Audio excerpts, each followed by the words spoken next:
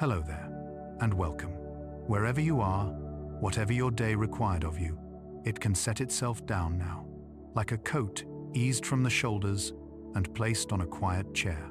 The room does not need to be dark yet, only softer at the edges, as if light itself is learning to breathe more slowly. We are going to the Milky Way, not by rocket or instrument panel, but by the simplest method a person has ever known, the slow closing of the eyes and the gentle opening of attention. We will drift without hurry. We will let our thoughts widen like the evening sky and settle into a rhythm older than the cities and roads and deadlines we carry. If you can hear your own breath, you already know the pulse we need. If you can feel your own weight pressing lightly into the bed, you already know the gravity that holds stars. Tonight our journey is soft, unforced, and comfortable. The way seawater rocks a harbor and every boat finds its balance. In this quiet, the Milky Way is not far. It is the ceiling we have always slept beneath. A silver path brushed across darkness. A phrase so familiar it sounds like home. The mind relaxes when it touches something vast that does not ask for anything. The galaxy is exactly that, enormous, steady, and untroubled by the pace of our days. Consider for a moment the distances involved, not as numbers to compare, but as a spaciousness you can feel around you like cool air. Light itself needs time to cross these stretches, and in that time, nothing rushes.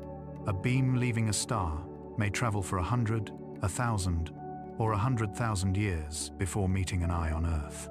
By the time it arrives, storms have come and gone, rivers have shifted their channels, languages have risen and intertwined, and yet the light still has the same gentle intention.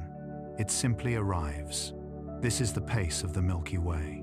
It is the lullaby of long travel, the comfort of patient motion. To rest inside that pace is to let the world's noise fall behind, like a shore growing smaller as a ship glides into open water. Imagine the galaxy's disk as a broad, slow-turning meadow of stars. From above, it would look like a spiral of pale blossoms, not pressed into rigid arms but gathered by waves of density, as if the field itself breathed and the flowers nodded in time. From within, where we live, that meadow becomes a band across the night. On certain dark, dry evenings, far from the bright pulse of cities, you can see it with the naked eye, a creamy seam of light, crossed by dark threads of dust, the whole of it inclined slightly as if someone had bowed to comfort the earth. Those dusky lanes are not interruptions, but invitations. They are curtains that soften brilliance, making the sky easier to gaze into without strain. What you cannot see is as calming as what you can, the roomy spaces between stars, the thin gas that stretches for decades of light, with hardly an atom to greet another. This is not a crowded ballroom. This is a deep, uncluttered hall where a single footstep echoes kindly and then fades. We sleep best when we feel held. The galaxy holds things together in many quiet ways. Our sun, with its planets and comets and swirls of dust, circles the Milky Way's center in a path so wide and slow that an entire human species could learn tools, language, agriculture, ships, telescopes, and symphonies without even rounding a single curve. The stars nearest the center move faster, guided by the deep gravity of a hidden heart, while we drift in a calmer lane, neither too noisy nor too empty. Around the disk, an invisible halo of dark matter offers steadiness, a scaffold that does not shine but supports the dance. Farther out, ancient clusters keep their own counsel, glittering like patient villages in the high country, where time lingers and nothing needs to hurry down. To contemplate this structure is to feel a hand placed gently at the small of the back, encouraging but never pushing, saying only, "You are supported, and there is time." Even star birth, which sounds dramatic, happens with a hush. Cold clouds fold in on themselves and thicken, like breath condensing on a window before the first day of winter. Gravity hums a note we cannot hear directly, and within those veils, sparks take hold and glow. Some of these new suns will flare and shout, but most will simply burn with a steady voice, as our sun does, warming their small systems and giving any nearby stones a chance to try chemistry for a while. If you imagine a whole galaxy of these nurseries, each one a distant ember, you are seeing a hearth spread wide across the night, heat and light distributed not with urgency, but with care. Between them, in the long corridors of space, the darkness is not frightening. It is a blanket big enough for all the dreams of all the worlds that might be. When the mind wanders to edges of cities, of days, of thoughts, it often finds release. The Milky Way has edges too, or at least regions, where the density thins and the disk becomes halo, the way shore becomes open sea. Out there, faint streams of stars trace the paths of smaller galaxies that have brushed past us, leaving luminous threads behind, like the tails of comets drawn out by sunlight. These are not collisions in the loud sense. They are more like currents, meeting and parting, exchanging water and carrying on. The galaxy, on its own large schedule, will one day meet another, and even that grand event will be less a crash than a blending. Stars are mostly space, and so they pass by one another with courtesy, certain in their own momentum. In this way, the future, even when it speaks of change, does not threaten. It simply widens the sky we'll call home.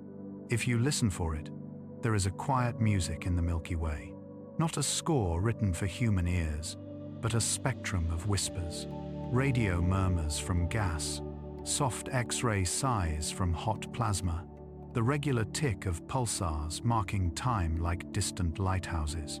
Astronomers translate these into pictures and sounds, and what we see is often a wash of color on black, a slow wave rising, a gentle arc fading. Nothing shouts, nothing insists. The galaxy communicates in lullabies, in patient gradients, in signals that reward stillness. To lie back and imagine this chorus is to tune your nervous system to something vaster than worry, wider than thought, older than fear. It is to let the body understand that the universe, for all its spectacular events, spends most of its hours in serenity. If tonight you have small concerns that tug at you, let them drift for now into that serene space. Think of each concern as a little moon and give it an orbit around a planet, around a star, around the center of the galaxy. Let it circle in a path so stable it forgets to tug and simply coasts. We are very good at holding things tight. We are also allowed to set them into motion and watch them become part of a larger pattern. In the galaxy, everything that moves participates in a rhythm that wastes nothing, a choreography tuned by gravity and time. Your breathing can mirror this. In, a star gathers. Out, it shines. In, the dust collects. Out, a new world cools. As the cycles repeat, patience deepens, and rest follows naturally, like evening following afternoon. In moments when sleep seems far, it can help to remember that our home star is one of many. Yet, it is no less cherished for that. The Milky Way holds hundreds of billions of lights, and still, when our sun sets, the warmth we know continues on the inside of every window and every eyelid. We belong to the crowd and to the quiet corner, both at once. The galaxy makes room for this duality. It is busy and tranquil, structured and soft, ancient and renewing. It tells us by example that complexity can be gentle, that vast systems can hum along without strain, that beauty can be dispersed across incomprehensible distances and still arrive in a single beam to rest upon a human retina. This is the promise we carry into sleep, that the universe is not only grand, but kind. Not only powerful, but calm. So let the bed be a small patch of galactic disk, a comfortable suburb in a sprawling city of stars. Let the room be your open cluster, familiar lights near at hand, each one a friend. Beyond the window, imagine the dark lanes of dust, softening every brightness to a glow your eyes love. Picture the central heart, far away, not demanding your attention, only offering a steady pull that keeps the dance in time. Feel the halo's quiet support, the distant guardians watching with frost-bright patience. Breathe once more, as if gathering the whole sky into a single, easy motion. When we begin, we will drift through these features one by one, but there is no need to anticipate. The galaxy has kept its pace for longer than we can measure. It will keep it while you sleep. For now, we have only to lie back and let the Milky Way lean over us like a gentle arch, and trust that the arc will hold. In this way, without strain or effort, we enter a night shaped by stars, and the stars are already singing you to rest. 1. A soft welcome to the galaxy. If you step outside on a quiet night, away from the glare of cities and the steady hum of machines, the first thing you might notice is how the air itself feels older. The sky opens like a great dark field, and for a moment, there is the impression that you are standing not upon the earth, but inside something immeasurably larger, an ancient room where light has gathered over billions of years just to meet you. You look upward, and there, gently stretched across the night, is a pale band. It looks almost like smoke, or the trail of some distant wind, but it is far too still for that. It is the Milky Way, the soft river of stars that is our home. We are not standing beneath it. Exactly. We are inside it, carried within its arms, orbiting quietly, breathing the same age-old rhythm that has cradled stars and dust since before our world was born. The Milky Way is not a single object, not a rigid shape hung in the void, but a vast, living pattern, a spiral made of light and gravity, time and silence. Every point you see in that silver sweep is a sun, perhaps with its own planets, its own skies, its own small moons, reflecting faint light back into the dark. Most of those suns are older than ours. Many are younger. They turn in a kind of cosmic dance, slow beyond human comprehension, yet perfectly ordered. If you could speed the galaxy up so that its million-year motions passed like seconds, you would see it breathe arms curling inward and outward, like the petals of a flower stirred by a calm wind. But at the pace we live, it appears steady, serene, eternal. It is the universe's way of showing us what patience looks like. Our home star, the Sun, is tucked into one of the Milky Way's quieter neighborhoods, a place astronomers call the Orion Arm or the Orion Spur. It is neither too near the crowded city of the galactic core, where stars blaze close together and radiation hums like electricity, nor too far into the desolate outer regions, where the density thins into silence. We live in between, comfortable, balanced, much like a house on the gentle outskirts of a busy town.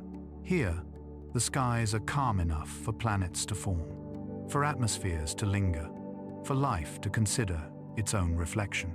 It's a place of safety in a vast spinning structure, a kind of cosmic meadow where stars can grow old without too much disturbance. When you think of the galaxy as home, something softens.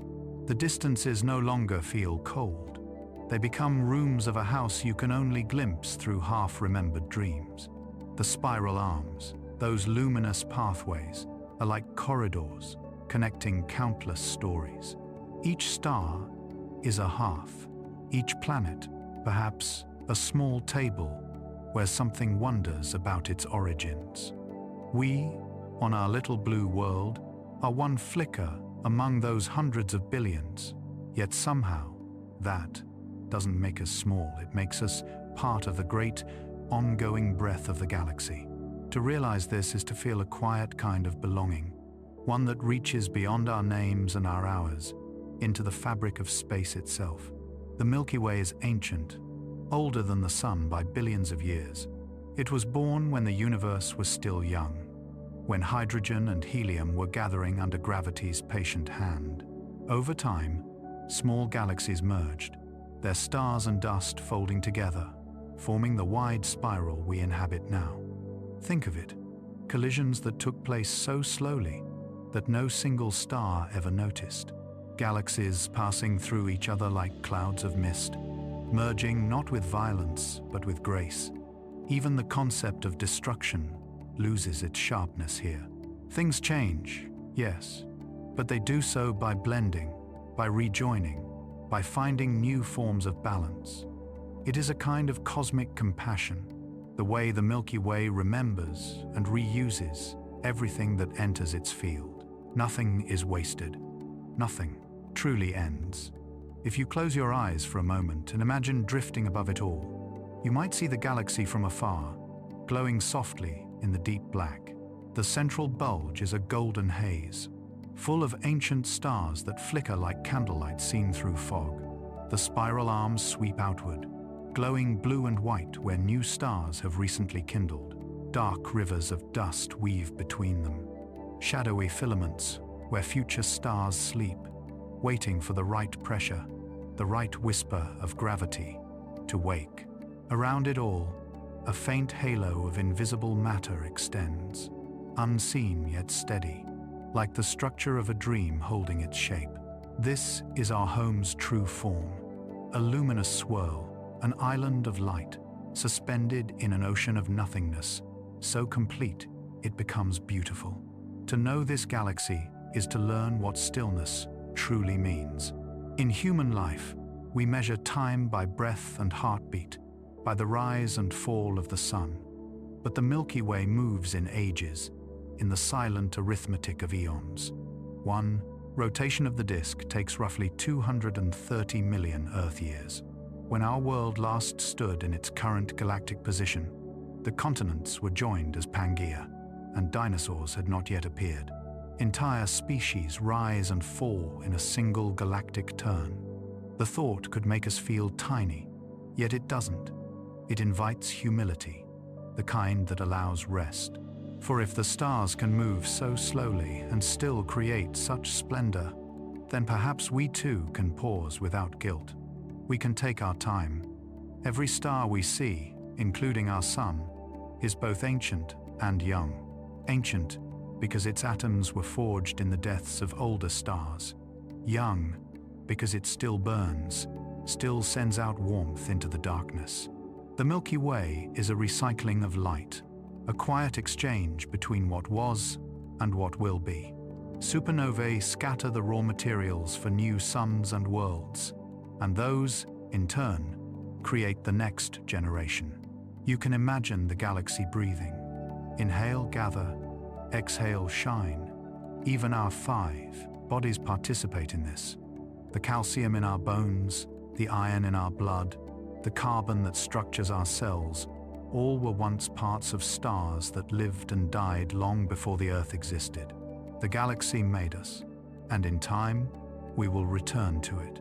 When you think of the Milky Way in this way, sleep becomes not a surrender, but a reunion. To close the eyes is to drift into the same darkness that holds those countless suns, to float in the quiet pulse that underlies all existence. The night sky above your bed is only a thin veil. Behind it lies this great spiral, this soft turning wheel of creation. To lie beneath it is to rest in the arms of something immeasurably old and endlessly kind. The stars do not demand that you stay awake to admire them. They have been glowing long before your first breath, and they will continue long after your last thought fades. Their patience is your permission. Their rhythm is your lullaby. And so, as we begin this journey together, this slow walk, among stars you might feel your own heartbeat finding a calmer rhythm. Let it match the Milky Way's invisible motion, that steady rotation through the quiet void. there is no destination to reach tonight. The galaxy has already carried you here.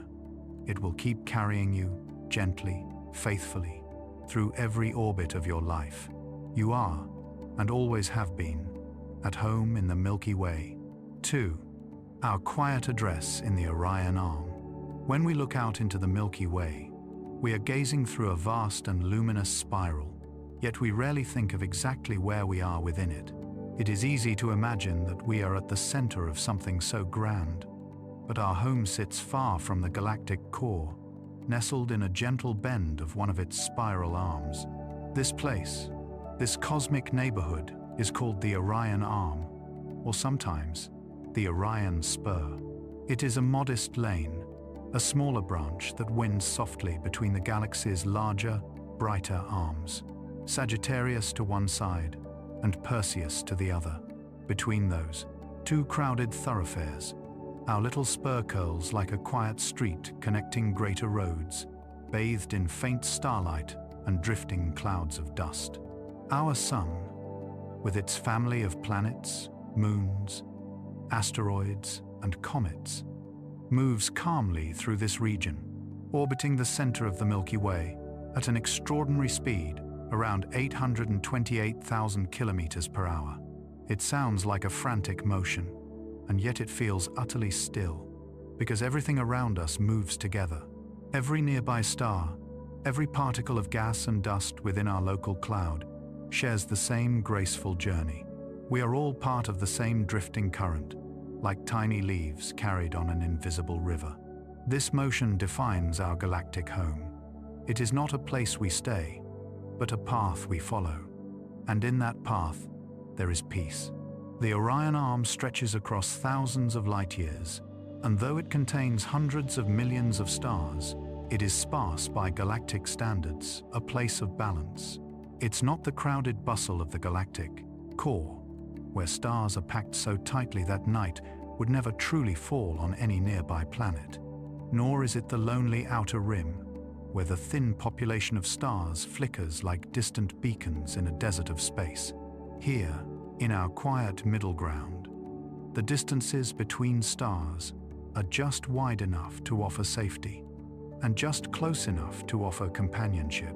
Our sun sits about 27,000 light-years from the center, roughly halfway between the heart and the edge.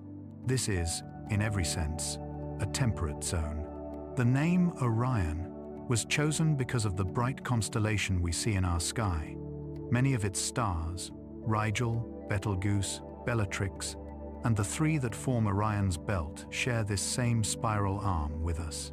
We see them as a familiar shape because they are near, members of our local galactic family. The Orion Arm is our celestial neighborhood, and its brightest stars are the porch lights that glow just beyond our door. Their patterns have guided sailors, storytellers, and dreamers across ages. When you trace those stars across a winter sky, you are tracing the architecture of our home. You are looking along the very lane of the Milky Way, where our planet moves. The spiral arms of galaxies are not fixed structures. They are more like waves passing through the disk, gathering stars and gas in denser patterns as they travel. Imagine a crowd at a concert, swaying in rhythm. The people move, but the wave of motion seems to glide across them, a shared pulse of movement and stillness. In the same way, the Orion Arm is not a permanent structure carved into space. It is a pattern, a region where gravity and density have agreed, for now, to linger. Our sun and its planets are only passing through. In another 100 million years or so, the wave will shift, and the Milky Way will arrange itself anew. Yet while we are here, we are part of this quiet cadence, this shimmering spiral that holds its shape long enough for life to find a foothold. It's strange to think that our address in the galaxy affects everything about us.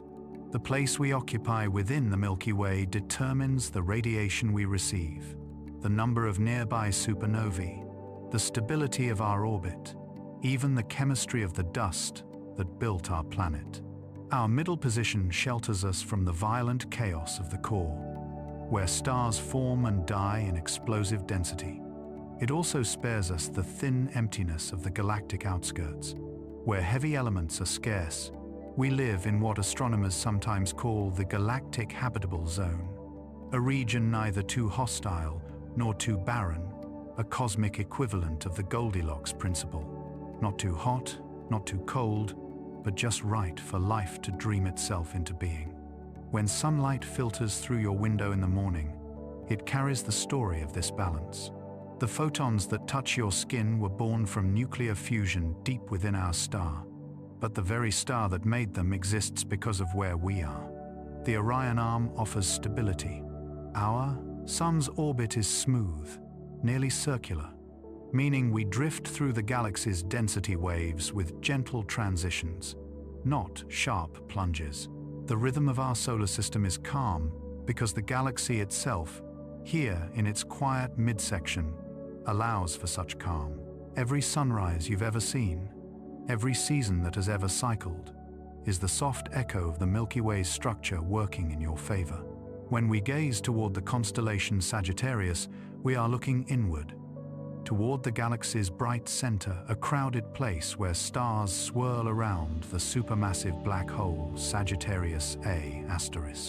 But when we look toward Orion, Perseus, or Cassiopeia, we peer outward, into the sprawling disk where the stars thin into the halo. Our position lets us see both ways. We live at the hinge between the inner tumult and the outer quiet, able to glimpse both the bustling city lights and the peaceful countryside. It is a rare perspective.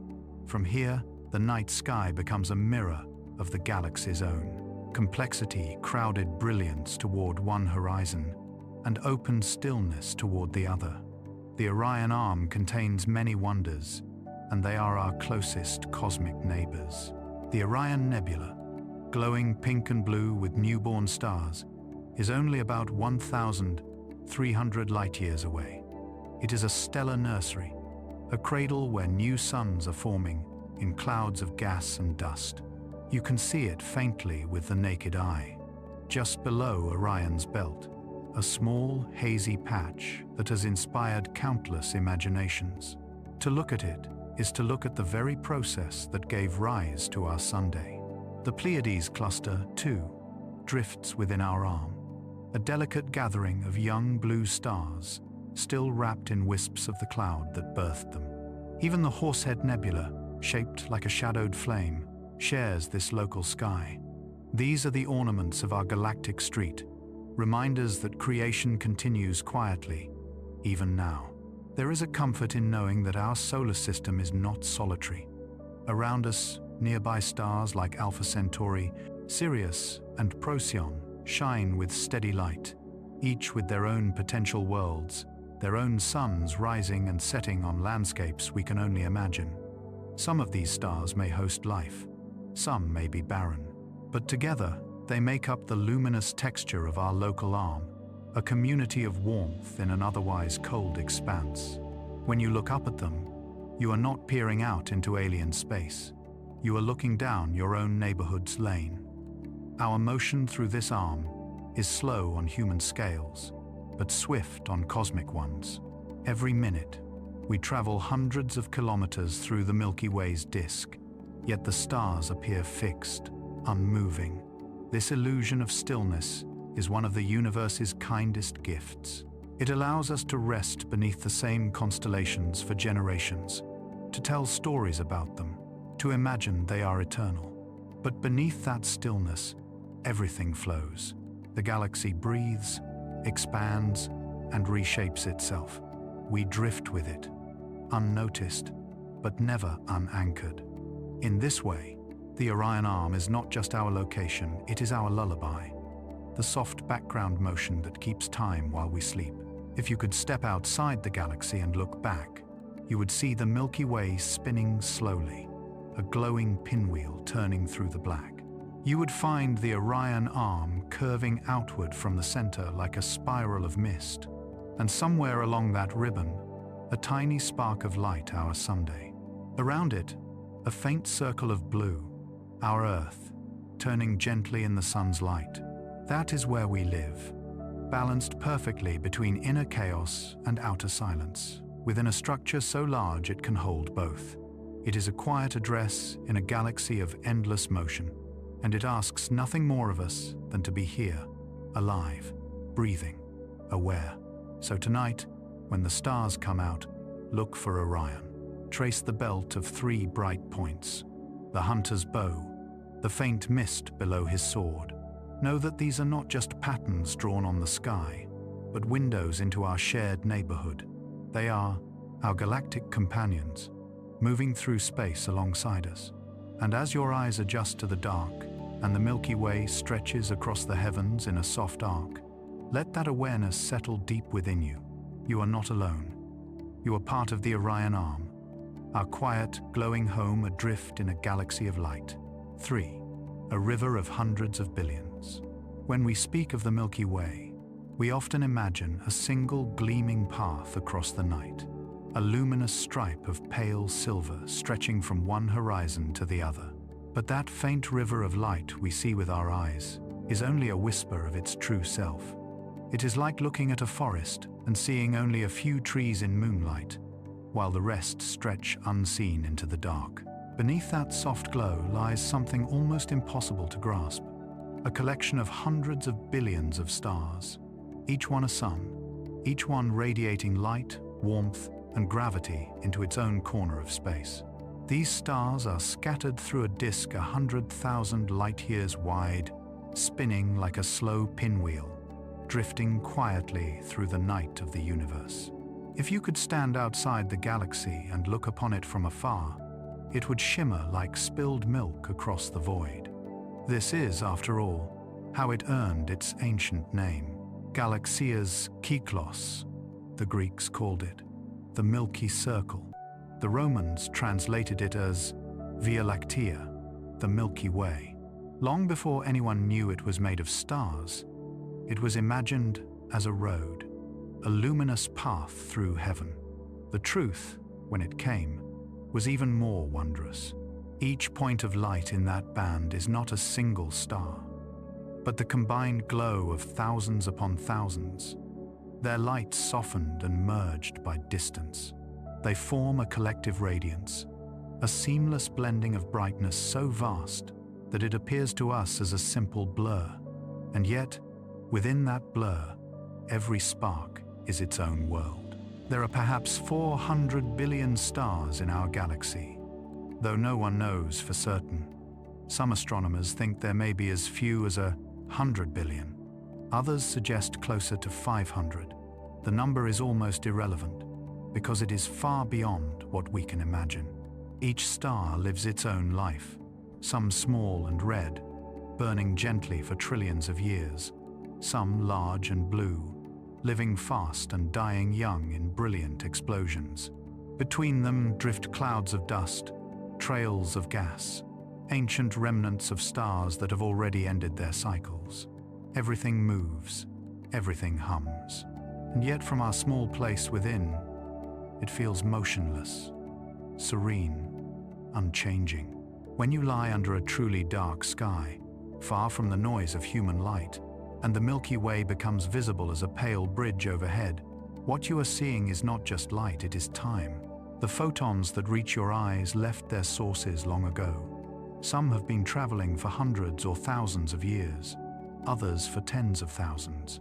They have crossed the distances between spiral arms, passing clusters and nebulae, slipping through veils of cosmic dust, until at last they arrive here, faint and patient, touching the back of your eye for an instant before vanishing. The light from Deneb, one of the bright stars in the Milky Way's arc, has been on its journey for about 2,600 years, since before the rise of Athens, before the building of the Parthenon, before names were written in the alphabet we now use to describe it. Every glance at the Milky Way, then, is a look into the past, a communion with ghosts of light that still shine. It can be difficult to imagine such a vast number of stars, so perhaps it helps to think smaller, to picture the Milky Way as a great ocean, and our sun as a single grain of glowing sand upon its shore. Around it, there are countless other grains, each shining in its own small way, each accompanied by its own tiny companions, planets, moons, comets, drifting clouds of dust. The galaxy's light, the soft band we see, is simply the reflection of all those sands shining together. The more you look, the more you begin to sense the immensity not as frightening, but as peaceful. There is comfort in abundance. There is reassurance in knowing that light, even when faint, gathers strength in numbers. Each of those hundreds of billions of stars contributes its own small song to the galaxy's harmony. The large, hot stars hum in bright, short notes. The smaller, cooler ones sing in long, quiet tones that endure for ages. Some pulse like slow drums, expanding and contracting in rhythm. Others flicker like candlelight seen through mist. And through it all, the galaxy itself rotates, turning once every few 100 million years, conducting this celestial orchestra with the invisible hand of gravity. From our small place inside the disk, we can't hear the music directly, but its rhythm shapes everything. It determines how dust gathers, how planets form, how starlight filters through the air above our world. Even the gentle balance of our seasons is an echo of that grand rotation. It is remarkable to think that within this congregation of stars, our own sun is so ordinary. It is neither especially large nor small, neither too old nor too young. It burns with steady yellow light, a middle-aged star in a middle region of the galaxy. Yet from that ordinariness arises something extraordinary: stability.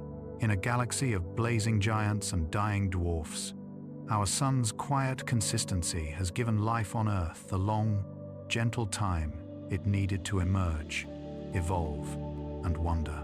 Out of 400 billion possibilities, one star provides the warmth for oceans to shimmer and forests to breathe. It makes you realize how vast the odds are, and how generous the universe must be to scatter so many chances for beauty across its disk. The Milky Way's stars are not evenly spread.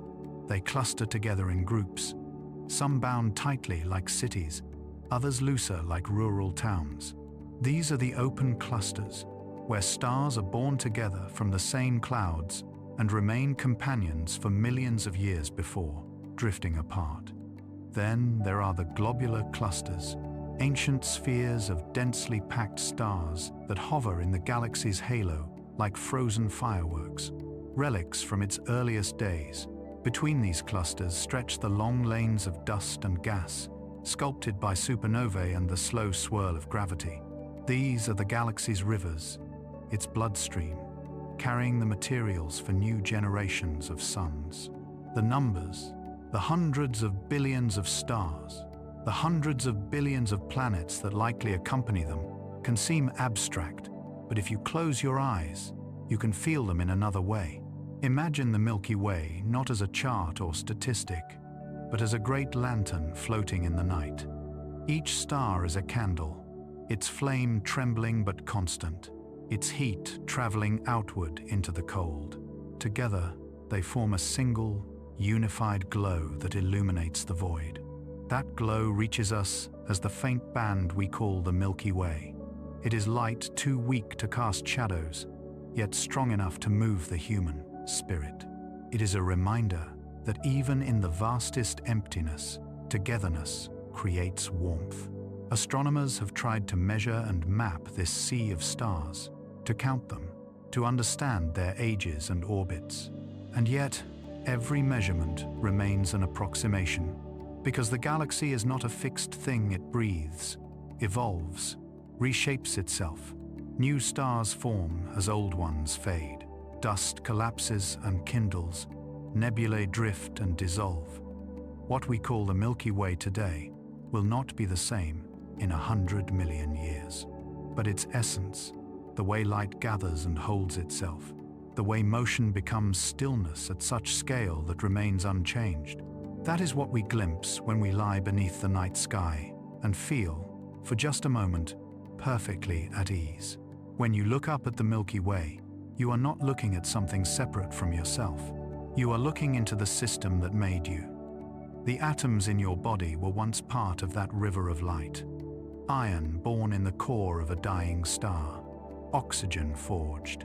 In its final breath, carbon released in a supernova and scattered into the dust that would later form the sun, the earth, and you. Every heartbeat is a faint echo of that stellar pulse. Every breath carries remnants of stars that once shone across the galaxy. You are not beneath the Milky Way. You are within it, made of its light, carried by its rhythm.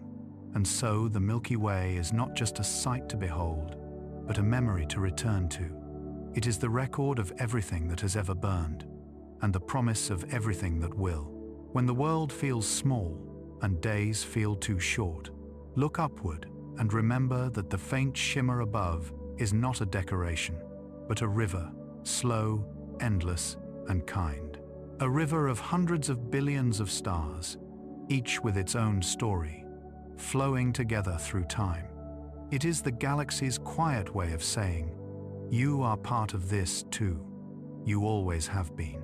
And as long as the light continues to drift, softly, across the dark, you always will be. 4. A spiral that moves. Like a lullaby. If you could leave the Earth for a moment, not in the jarring, fiery ascent of rockets, but in the slow, serene drift of a dream, you would see the Milky Way not as a flat band of light, but as a vast spiral unfurling through the dark. Its arms curve gracefully outward from a golden heart, each arm traced with blue-white stars and shaded with rivers of dust. From a distance, it would look like the swirl of cream in coffee, or the slow motion of a galaxy-shaped seashell. It is one of the most soothing shapes the cosmos has ever created. A geometry that feels alive, organic, and calm. And like everything that lives, it moves, but it moves with patience, with rhythm, with an unhurried grace that no clock could measure. The Milky Way spins. Every star, every planet, every grain of cosmic dust takes part in this vast rotation, orbiting the galactic center under the influence of gravity. Our sun, too, makes this long, slow voyage, carrying the Earth and all its living things along with it. One complete rotation around the galaxy takes roughly 230 million years. To put that into perspective, when our planet last occupied its current position in this galactic circuit, the first dinosaurs were just beginning to appear, and the great forests of ferns were spreading across the continents. Since that time, entire species have risen and fallen. Mountains have shifted, seas have changed their shapes, and through it all, the galaxy has continued its quiet, steady turn. It is the slowest dance imaginable, yet one of the most perfect to us. From within, the motion is imperceptible. The stars appear fixed, unmoving, eternal. We look at Orion each winter, at Scorpius in summer, and they return like faithful companions, unchanged. But in truth, they are all drifting, each one following its own path, like leaves caught in a slow circular current. The stars closer to the galactic center move faster, those farther out move more slowly. Yet the entire system keeps its spiral shape, like a great wheel that knows how to hold itself together even as it turns. This balance is not an accident. It is the result of gravity's music, a force that hums through everything, guiding the stars in orbits that rarely collide, never tangle, always remain in harmony. If you could speed time up until millions of years passed in seconds, you would see the Milky Way breathe. Its spiral arms would appear as waves, sweeping through the disk. They are not solid structures, not rigid bands of matter, but patterns of density, like ripples in a pond. Stars and gas flow through them, slowing slightly as they enter the wave, brightening the pattern for a time before drifting onward. This means that the arms are not permanent fixtures. They are more like a standing melody, always being played, but never exactly the same. As the waves move, new stars are born within them, igniting like sparks along a long ember. It is this gentle, repeating motion, the slowing, the gathering, the release that gives the Milky Way its hypnotic rhythm. It turns not like a machine, but like a cradle, rocking in deep time.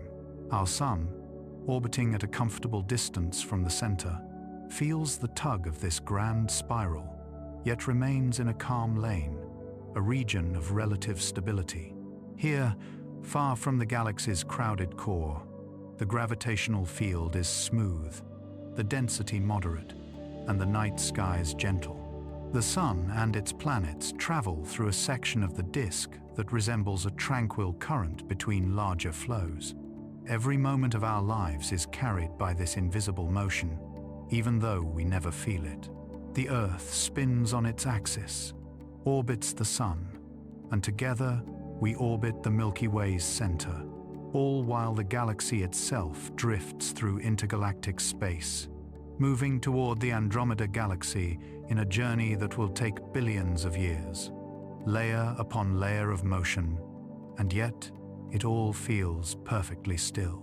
There is something deeply comforting about that. It reminds us that motion and calm are not opposites.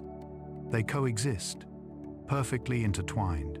The Milky Way's spiral is proof that even enormous systems can move in harmony, that even chaos can settle into pattern. Each star is both independent and connected, obeying its own orbit, but also contributing to the greater shape.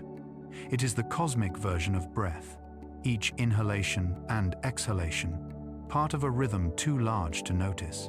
To watch the galaxy, if we could, would be to watch serenity itself in motion. The galactic center, though invisible from our place within the disk, is the axis around which this whole ballet revolves. There, in the constellation Sagittarius, lies Sagittarius A*, a supermassive black hole about 4 million times the mass of our Sunday. It does not roar or consume in some violent frenzy. Instead, it rests quietly, a gravitational anchor around which everything else moves. The stars nearest to it orbit with astonishing speed, tracing perfect ellipses through space, like sparks circling a silent flame. Its gravity does not threaten us, it sustains us. Without that invisible heart, the Milky Way's structure would dissolve, and the arms would lose their rhythm. It is a paradox. The stillest point in the galaxy is also the one that moves everything. When we think of motion, we often imagine noise, energy, momentum that demands attention. But galactic motion is silent, seamless. The Milky Way turns like a wheel of light on velvet. There is no friction, no grinding of parts, only the slow translation of gravity's pull into perfect circularity. Stars glide through space at immense speed, yet the distances between them are so vast that collisions are rare. The result is a kind of eternal smoothness. If sound could exist in the vacuum of space, the Milky Way's rotation would be a deep, continuous hum, low, steady, unending. It would sound like the note of an ancient bell held long after the strike, resonating softly across eons. For all its beauty, the galaxy's spiral form is also practical. It is a natural solution to the physics of rotation. The inward pull of gravity competes with the outward tendency of motion, and the result is a flattened disk, a shape of balance. The arms arise from waves of density moving through the disk, their curves set by the galaxy's rate of rotation. This spiral is not chaos. It is the universe's handwriting, the result of calm laws repeated on a cosmic scale. There is no need for intervention or correction. It simply unfolds, perfectly, inevitably, beautifully. To live within this spiral is to be part of something continuous and tender. Every creature that has ever walked the earth, every tree that has grown, every tide that has risen and fallen, all have done so within this grand turning. The stars have shifted their positions imperceptibly. The sun has drifted through new neighborhoods of space, but the rhythm has stayed the same. When you breathe, when your heart beats, when your thoughts slow into the long waves of rest, you are resonating with this pattern. You are part of the lullaby that moves the Milky Way. There will come a time, billions of years from now, when our galaxy will merge with its nearest great neighbor, Andromeda. The two spirals will pass through each other, their shapes folding and stretching until a new, larger galaxy emerges. Yet even then, the stars will not collide. They will continue their smooth orbits, adjusting gently, finding a new equilibrium. The music will not stop. It will simply shift into a new key. That is the way of the cosmos: change without rupture, movement without alarm. And so, as we lie beneath our patch of the Milky Way and watch its faint glow stretch from horizon to horizon, we are watching the slowest motion imaginable. A motion too patient for human senses, too vast for human time. We are inside the galaxy's lullaby, being rocked by it even now. Its spiral arms cradle us, its invisible waves pass through us. Its rotation carries us across the dark sea between galaxies. Every night sky is a page of that song written in light. Every star, a note in its unending melody. We are not outside of it, not merely observers.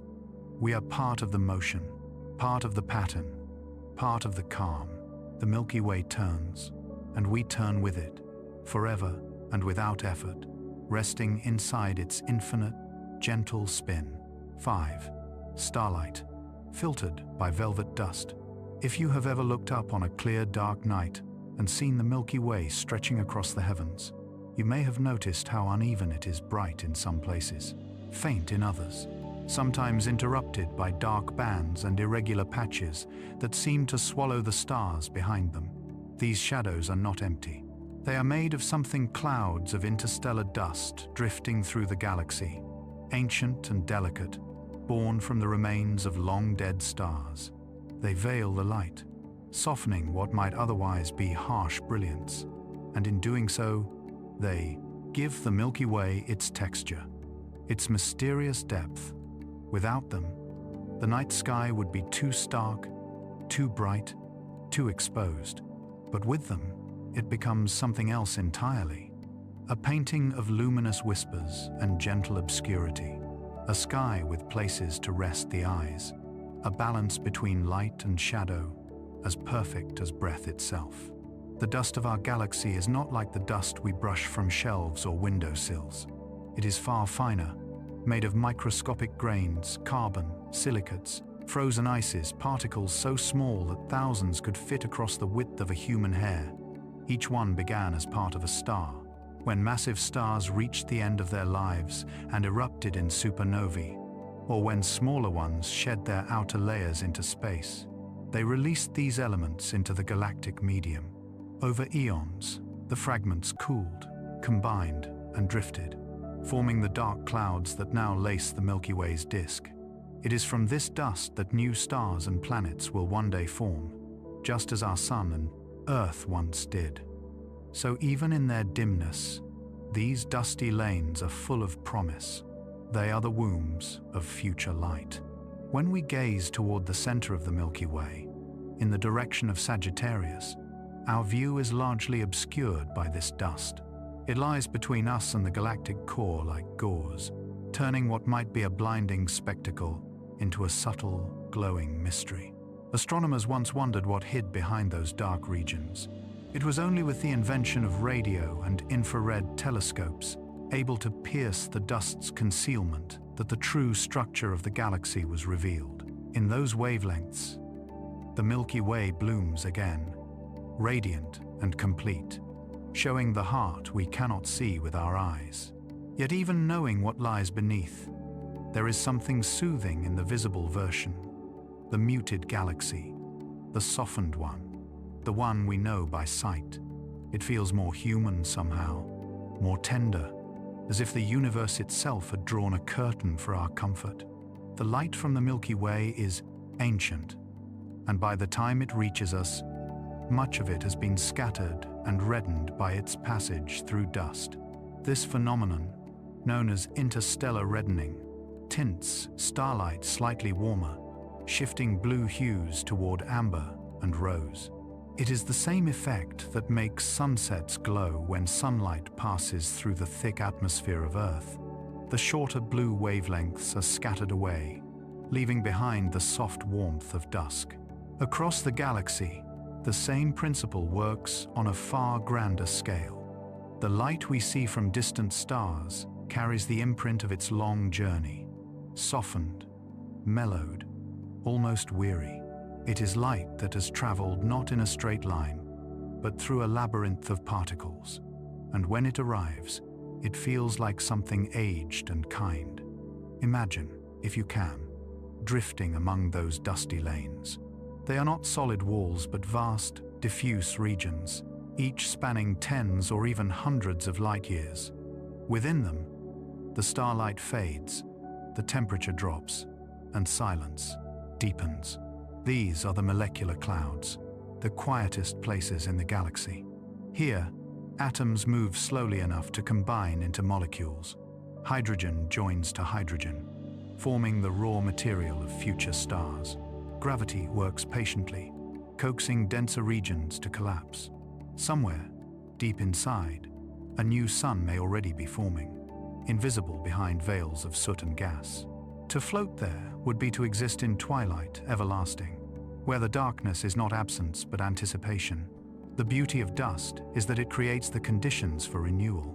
It dims the brightness of what was so that something new can emerge.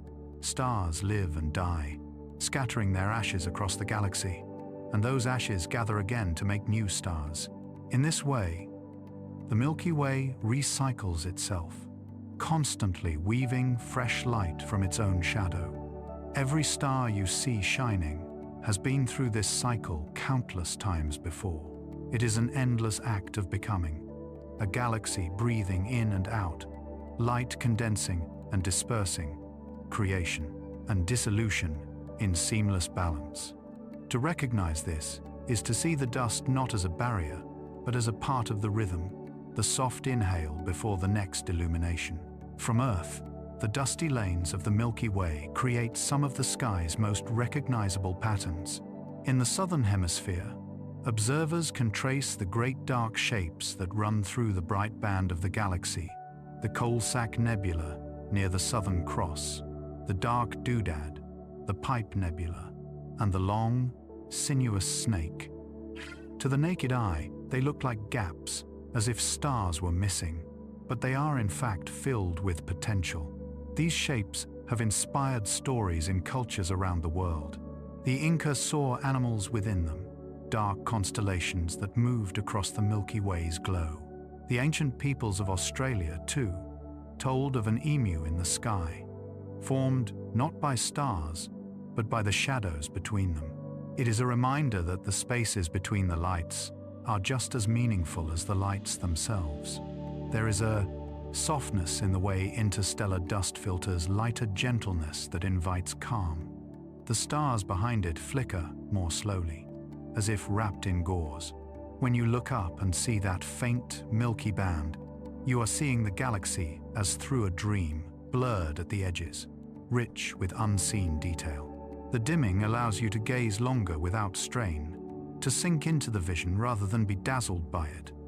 If the Milky Way were perfectly clear, it might overwhelm us. But veiled, softened, it becomes something meditative, something that speaks in whispers instead of shouts. It is as if the universe knows how much brightness the human spirit can hold at once, and gives us only what we can bear. In a way, we owe our existence to this cosmic dust.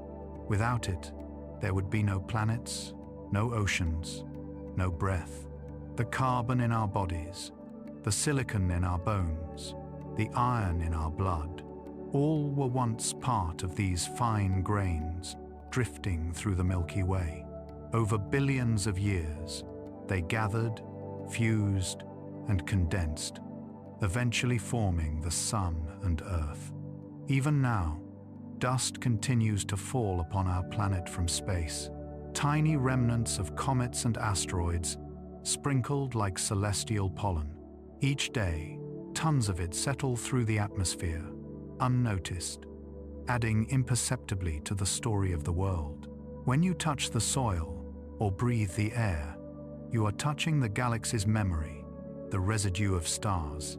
To think of the Milky Way in this way, as a luminous expanse softened by its own dust, is to see a reflection of our own inner landscape.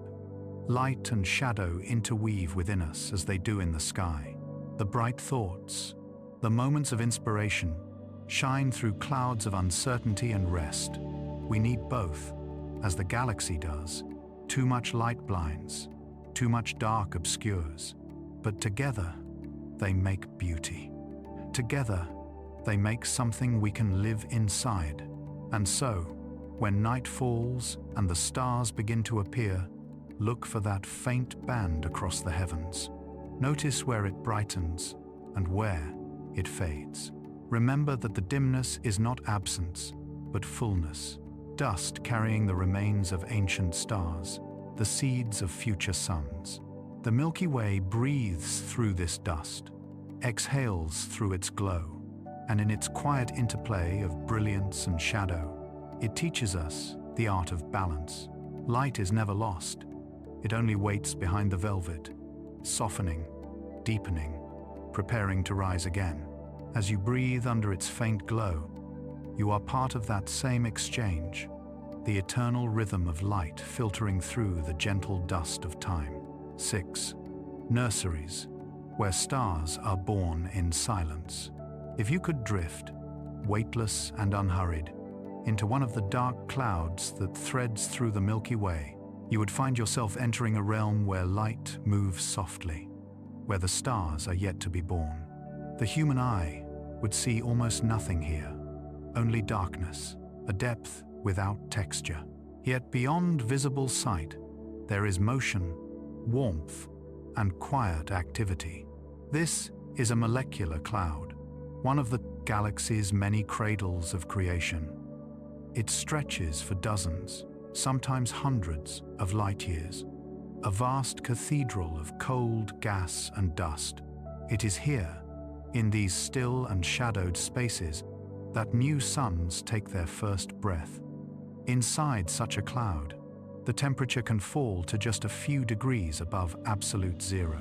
Hydrogen, the simplest and most abundant element in the universe, dominates the landscape, accompanied by traces of helium, carbon, oxygen, and other elements left behind by older generations of stars. The gas is thin by earthly standards, far emptier than the best vacuum a laboratory could create. Yet over vast distances, it adds up to enormous masses. Gravity, ever patient, begins to work. It takes hold of the densest pockets, pulling particles closer and closer together. The process is slow beyond imagination. Millions of years may pass before a single region grows heavy enough to collapse inward. But when it does, something extraordinary begins. The collapse of gas into a star is one of the most delicate transformations in the cosmos. As the material falls inward, it heats up, releasing faint infrared light that slips quietly through the dust. What was once a cold and featureless region begins to glow, though faintly like embers beneath thick ash. Deep at the center, the pressure builds. Atoms collide, and temperatures climb toward the threshold, where hydrogen will begin to fuse. The moment fusion begins, a star is born. The light from that first ignition may take tens of thousands of years to pierce the veil of gas around it. But once it does, it announces a new presence in the galaxy. A tiny sun has joined the endless night.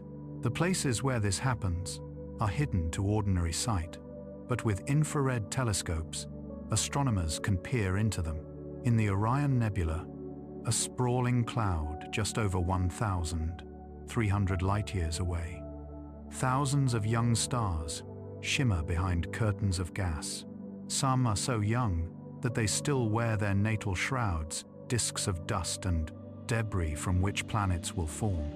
Others shine more freely, carving out glowing cavities in the nebula as their light and wind push the surrounding gas away. When we look at images of the Orion Nebula, we are witnessing a single heartbeat in the galaxy's ongoing creation, a brief, beautiful moment when darkness turns to light. It is strange to think that our Sun once emerged from such a place, roughly 4.6 billion years ago, somewhere in the Orion Arm. A cloud not unlike those we see today began to collapse. Perhaps a nearby supernova sent a shockwave through it, stirring the gas and triggering the collapse. The result was a cluster of newborn stars, one of which was ours. Over time, the siblings of our Sun drifted apart, carried by their orbits through the Milky Way. Some may still be shining somewhere in the galaxy, invisible to us but bound forever by origin. We are, quite literally, children of stardust, born from silence and heat, raised in gravity's slow embrace. The life of a star begins not in violence, but in quiet patience. Each stage unfolds in its own rhythm. The first stirrings are nearly imperceptible, a faint condensation, a whisper of density among the thin hydrogen sea. Then comes the gathering, the slow deepening of gravity's hold, the gradual warming as particles fall inward. Eventually, the balance tips. The pull inward meets resistance from the pressure of heat, and equilibrium is found. In that balance, the new star stabilizes, shining steadily for millions or billions of years. What began as invisible gas has become light itself. In many of these nurseries, stars are born not alone, but in clusters, like siblings emerging from the same womb. The famous Pleiades, visible as a small, shimmering cluster in the night sky, began this way. Over time, these stellar families drift apart, spreading through the galaxy. But for a while, they remain close, orbiting together in the same patch of space. If you could watch a time-lapse of the galaxy over millions of years, you would see such clusters bloom like flowers and then scatter their petals across the cosmic field. Each star carries with it the memory of its birthplace, a trace of chemical composition, a subtle fingerprint of origin. Even when separated by thousands of light years, those similarities remain, a quiet testimony to shared beginnings. These star-forming regions are not uniform. They are sculpted by forces both gentle and fierce. Massive young stars, burning hot and bright, emit strong winds and radiation that carve vast cavities in the surrounding gas. The edges of these cavities glow, illuminated from within, their shapes resembling mountains, towers, and waves. In the pillars of creation, within the Eagle Nebula, we see this process frozen in time, columns of gas and dust eroded by the light of newborn suns. They rise like slow-moving smoke, delicate and immense, each one harboring within its depths the seeds of future stars. These pillars will not last forever. In a few million years, the same forces that shape them will disperse them. Yet while they exist, they stand as monuments to the galaxy's quiet labor, where the next generation of stars takes form. What is most remarkable about these nurseries is how silent they are. In space, there is no air to carry sound. The collisions, the pressures, the implosions all unfold in stillness. A human observer, if such a thing were possible, would drift among them and hear nothing but their own heartbeat. The great drama of creation occurs without noise, without spectacle, like a dream unfolding behind closed eyes. It is the universe's most patient art, the weaving of light from darkness, the slow ignition of time itself. The dust and gas that birth stars also serve as the foundation for planets. Around young stars, disks of debris swirl and flatten, their particles colliding, sticking, and growing. Within a few million years, rocks emerge, then worlds. Some will be barren, some will carry oceans, some may one day harbor life. Each planet is, in its own way, a continuation of the star's birth, a shaping of matter into new form. Our Earth is one such outcome, a remnant of a cloud that collapsed long ago. The same materials that once floated freely between the stars now sing through the oceans, bloom in forests, and beat within living hearts. It is humbling to realize that every light we see in the night sky began in one of these hidden cradles. Each twinkle is the echo of a long, slow birth, a reminder that creation is not a single moment, but a continual process, unfolding quietly throughout the galaxy. Somewhere, right now, in the depths of a dark nebula, another star is kindling, its light still centuries or millennia from reaching any eyes. And when it does, it will add one more point to the river of light we call the Milky Way, one more voice to the galaxy's unending song. So when you look up tonight and see the sky shimmering, remember that much of what you see began in silence. Those stars were once whispers in the dark, waiting for the right moment to ignite. The light that reaches you now is their first cry, stretched across time, softened by distance. It tells you that even in stillness, things are forming. Even in shadow, something luminous is preparing to emerge. The galaxy is not static, it breathes, and each new breath brings forth light, patient and kind, filling the darkness with the promise of dawn. 7. The calm between the stars. Between the shining constellations that fill our sky lies a vastness that is not empty, but almost. The space between the stars is an ocean of nearly nothing, thin, quiet, immeasurable in its reach. To look into it is to gaze into the stillest part of creation, where time stretches and motion slows to something that feels like eternity. The calm between the stars is not the calm of rest after action, nor the pause between breaths.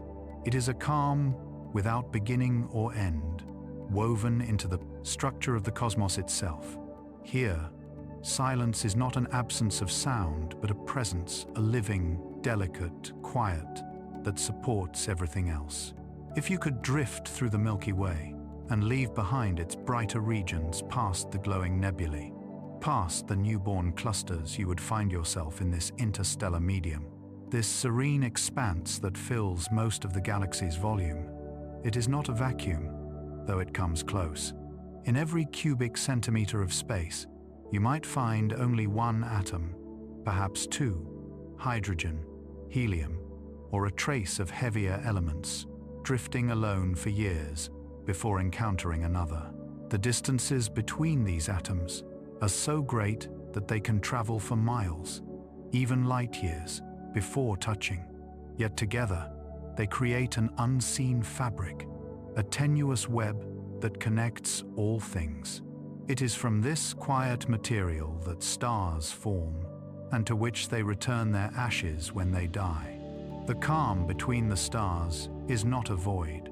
It is the soft breathing of the squee galaxy. Our minds are used to thinking in terms of density, of tangible matter, of things we can hold. But in this interstellar expanse, matter becomes rarefied to the point where it feels like thought itself, thin, continuous, boundless, and still it holds its own kind of presence. Light passes through it, slowed and scattered by the dust grains hidden among the atoms. Waves of magnetic energy ripple gently through it, guiding the motion of particles like a faint wind in a field of grass. Cosmic rays, born from ancient explosions, wander endlessly through these spaces, faint as sighs, touching every world they meet. It is a realm that exists not for the senses, but for the imagination, a place where nothing seems to happen, yet all of creation depends upon it. The temperature of this medium varies. Some regions are warm, stirred by radiation from nearby stars, while others are cold, beyond comprehension, only a few degrees above absolute zero. These cold pockets are the resting places of matter waiting to gather again, seeds of future nebulae, reservoirs of potential. When enough material collects in one of these regions, gravity begins its slow work of gathering. In that sense, the calm between the stars is not static. It is the resting phase in an endless cycle of creation and dissolution. The galaxy breathes through these spaces. Stars form, live, die, and return their elements to the quiet between, enriching it, preparing it for the next generation of light. To float within this silence would be to feel a peace beyond any measure of time.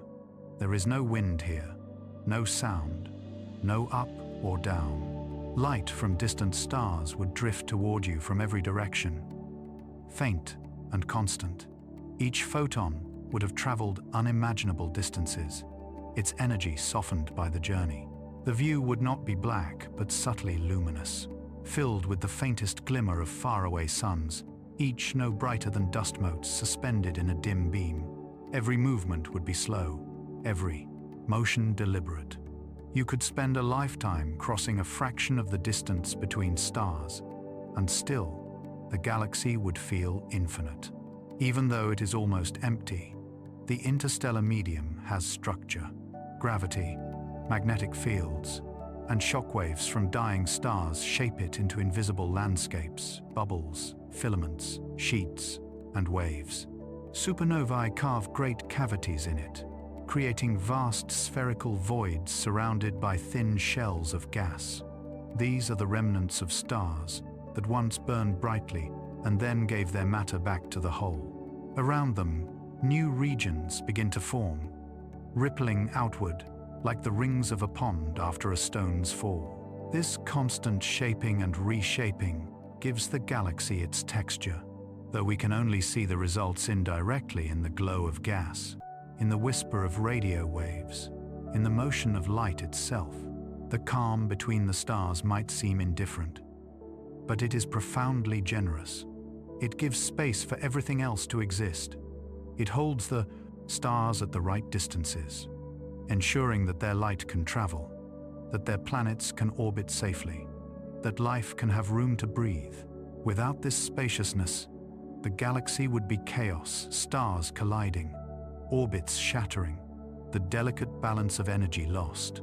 The calm is what allows the dance to occur without disruption. It is the still water that makes the reflection possible, the silence that makes the music clear. On Earth, we often think of silence as emptiness, as something to be filled. But the cosmos teaches a different lesson. In the calm between the stars, silence is fullness, it is presence, awareness, potential. It is where the galaxy keeps its patience, where time moves without pressure. And within that silence, there is communication of a different kind. Magnetic fields link stars across light years. Gravity stretches its invisible threads from one system to another. Even light, traveling across these distances, carries messages of what has been, what is, what will be. The universe is never entirely still. It simply moves too slowly for us to notice. If you could bring your mind into alignment with that pace, slowing thoughts until they matched the rhythm of the stars, you might sense a kind of understanding, an intuition that every particle, every photon, every grain of dust is part of a continuum. The space between is not separation, but connection. Every atom that drifts there has, at some time, belonged to a star and will belong to one again. The calm is the pause between notes in a song too long for a single lifetime to hear.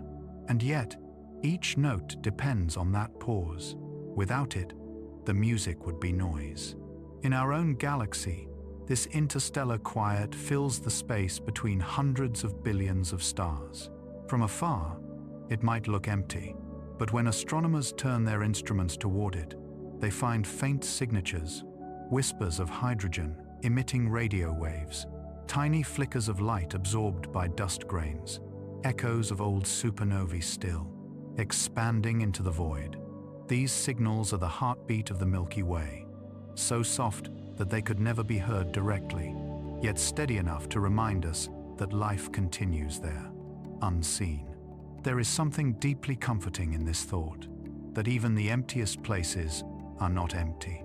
that the universe does not waste space, but fills it with stillness, with balance, with room to grow. Between the stars, everything rests. Everything gathers strength. When you look up at the night sky and see the glittering river of the Milky Way, remember that most of what you are looking at is not the stars themselves, but the space between them, the dark, the silence, the invisible calm that allows the light to shine. And perhaps that is how the universe teaches us to rest.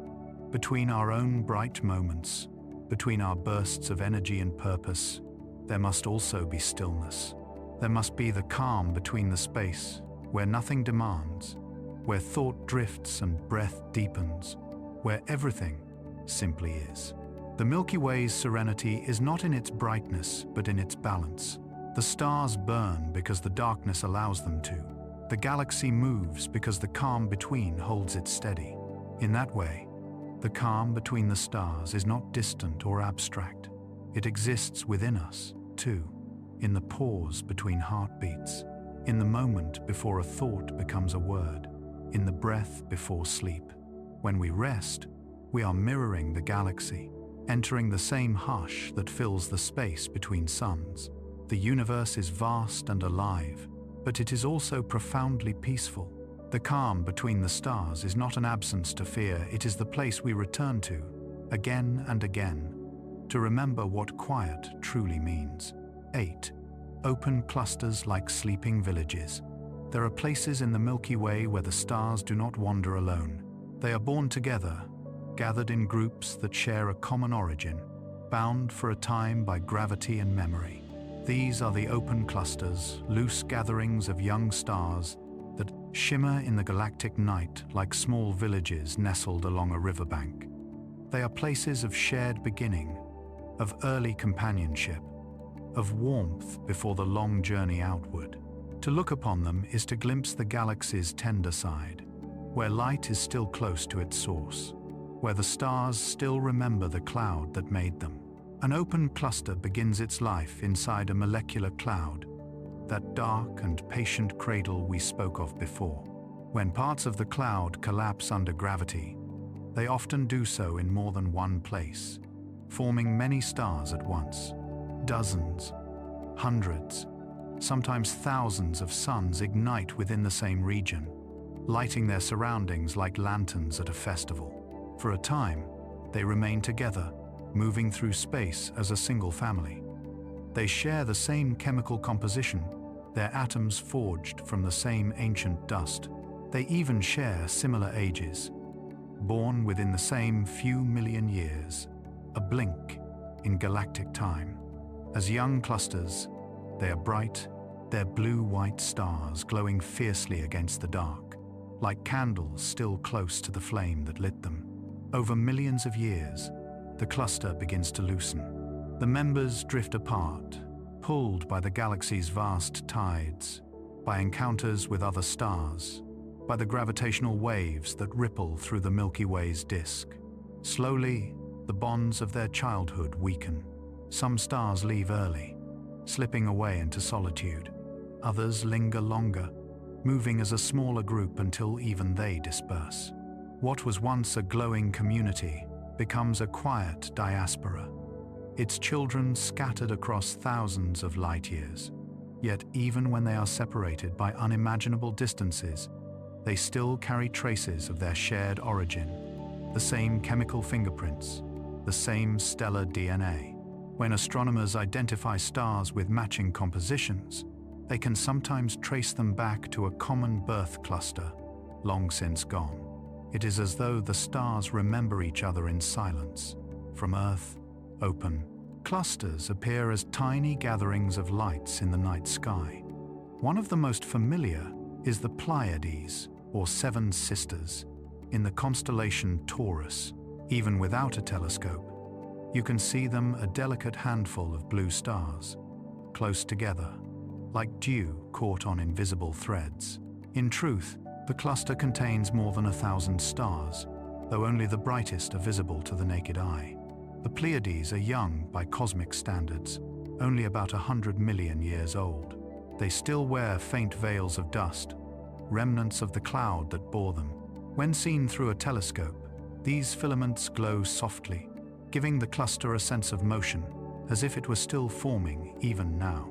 To gaze upon the Pleiades is to see a memory of creation, captured in the quiet light of youth. Another famous cluster, the Hyades, lies nearby, forming the face of Taurus. It is older, its stars beginning to drift apart, yet still recognizable as kin. The difference between the two is like that between a bustling village and one whose residents have slowly moved away, both beautiful, both necessary in the long rhythm of time. Farther across the sky, in the constellation Cancer, lies the Beehive cluster, a soft, glowing patch, visible even without binoculars under dark skies. It is older still, its stars cooler, its pattern looser, yet its heart remains bright.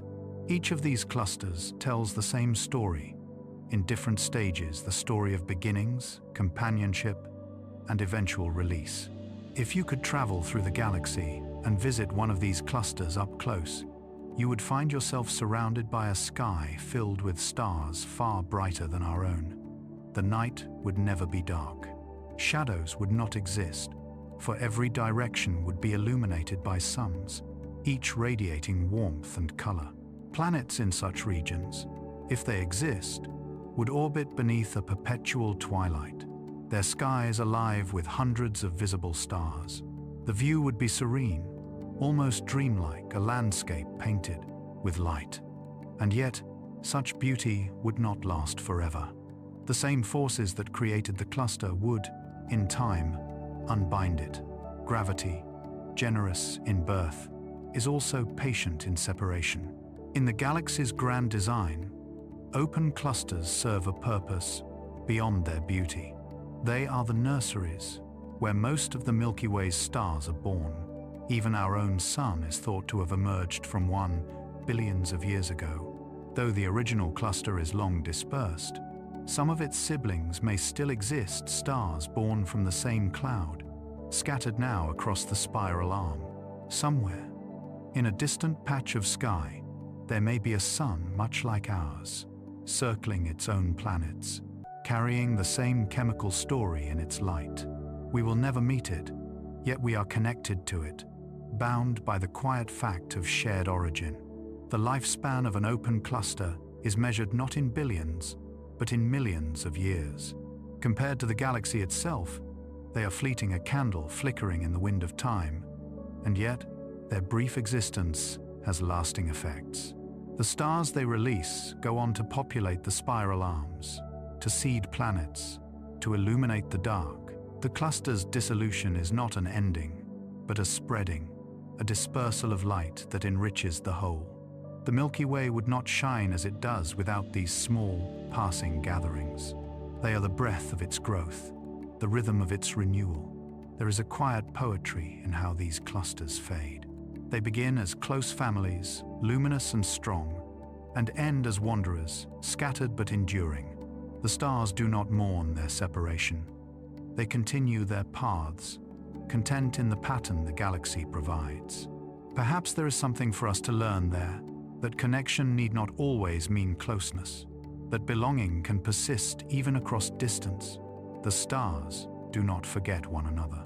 Their shared chemistry, their shared journey, remains imprinted in the light they give. The cluster's memory is written into their glow, a gentle reminder that every moment of unity leaves a trace that time cannot erase. When you see an open cluster through a telescope, what you are witnessing is a moment between birth and dispersal, a cosmic adolescence. The stars are still young enough to travel together, still bright enough to burn with youthful heat. They are bound not by force, but by shared motion, each tracing its own path while keeping pace with the rest. It is a harmony so delicate that it almost feels deliberate, as if the galaxy were composing its own lullaby of light. Over centuries, the arrangement will shift, the stars will drift apart, and one day, the cluster will dissolve entirely. But in this moment, it holds its shape, a luminous village suspended in infinite night, its stars like warm windows in a quiet town before dawn. To lie beneath the night sky and look upon one of these clusters is to feel the gentle truth of impermanence. Things come together and they part. Light gathers and it fades. And yet, in that brief convergence, there is wonder. The stars of the Milky Way remind us that transience is not loss, but transformation. The open clusters, in their soft glow and inevitable dispersal, show us that every gathering of light, every moment of closeness, contributes to something larger, something eternal. The galaxy breathes in these cycles, forming, shining, releasing, and through them, it remains alive. So tonight, when your eyes find the Pleiades or the Beehive, or any of the countless open clusters scattered through the sky, imagine them not as fixed points, but as communities, each one drifting slowly toward freedom. Their light has traveled across the calm between the stars, carrying the memory of shared beginnings. Let that light remind you that all things are part of a greater unfolding. That connection is never truly lost, only transformed. And as the Milky Way turns overhead, carrying those sleeping villages across the sky, you may feel, for a moment, the quiet peace of belonging to the same gentle motion, the same cosmic kinship that binds every star. 9. Ancient globular guardians. Far above and below the wide, spiraling disk of the Milky Way, beyond the slow-turning lanes of gas and dust, there hangs a quiet halo of light. Scattered within it are ancient spheres of stars, dense, self-contained, and immeasurably old. These are the globular clusters, the galaxy's guardians and historians, each one a relic from an age when the universe itself was young. They shine faintly, like distant lanterns hanging in the deep, their light dimmed not by weakness, but by distance and age. They have seen more than we can imagine. The birth of the Milky Way, the rise and fading of countless generations of stars, the slow evolution of galaxies themselves. They are the elders of our cosmic family, watching over the restless spiral below. A globular cluster is a remarkable structure, both simple and complex. It contains anywhere from tens of thousands to millions of stars, all packed tightly together in a near-perfect sphere. In the densest regions near their centers, the stars lie so close that they would appear, from within, like the lights of a perpetual dawn. There would be no true night there, no darkness unbroken by radiance. Every horizon would shimmer with the glow of 1,000 suns. Yet from our vantage point, these clusters are faint and subtle tiny pearls scattered against the black velvet of the halo. Through a telescope, they resolve into swarms of stars, compact and delicate, their shapes too symmetrical to be accidental. They are nature's most patient sculptures, formed from gravity's persistent artistry over billions of years. The stars within globular clusters are old, almost unimaginably so. Many of them have burned quietly for more than 12 billion years, nearly as long as the universe has existed. They are survivors from the earliest epoch of star formation, composed mostly of hydrogen and helium, with only traces of heavier elements. To astronomers, this makes them invaluable. They are windows into the past, fossils of the Milky Way's youth, holding within their light the chemical record of the early cosmos. When we study their spectra, we glimpse the conditions that prevailed before our sun was born, before even the spiral arms of our galaxy had fully formed. Each cluster is a time capsule, carrying the memory of beginnings across eons. There are more than 150 known globular clusters orbiting the Milky Way, though there may be more hidden in the galactic halo's dim reaches. Some have names that sound almost like ancient titles: Omega Centauri, M13, M92, 47 Tucanae. Each one follows its own slow, elliptical orbit around the galaxy, looping high above the disk before diving back through it, tracing paths that take hundreds of millions of years to complete. Together, they form a kind of spherical shell around the Milky Way, as if the galaxy wears them like jewels, tiny but enduring, precious, serene. They do not belong to the restless motion of the spiral arms. They are part of an older structure, a reminder of a time when the galaxy was still gathering itself from the chaos of the early universe. Omega Centauri, the largest of these clusters, is so massive that it may not be a true cluster at all, but the remnant core of an ancient dwarf galaxy long ago consumed by the Milky Way. It contains nearly 10 million stars and glows with a subtle golden light. To the naked eye, from the southern hemisphere, it appears as a soft, hazy spot in the sky, but through a telescope, it resolves into a breathtaking sea of light, a stellar city suspended in darkness.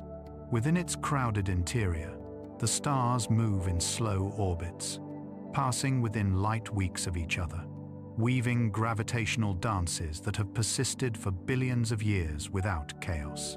There is peace in such endurance, a kind of eternal order that seems to defy time. To imagine being inside one of these clusters is to imagine a world without true shadow. The sky would be alive with light. Even at what we would call midnight, hundreds of bright stars would shine across the heavens, each one far closer and larger than those in our own sky. The concept of isolation would vanish. Everything would be visible, near, radiant. Yet such brightness would not be harsh. It would be gentle, golden, constant. There would be no day or night, only the soft glow of 1,000 neighbors whispering across space.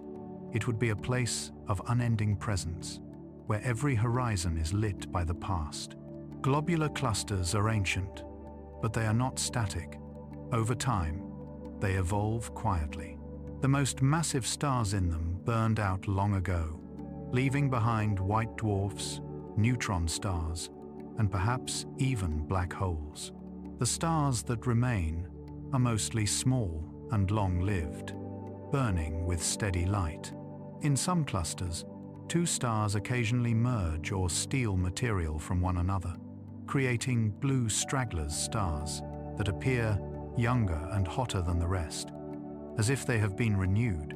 These rare lights are the exceptions that prove the cluster's age, the quiet reminders that even in the oldest systems, life finds a way to rekindle itself.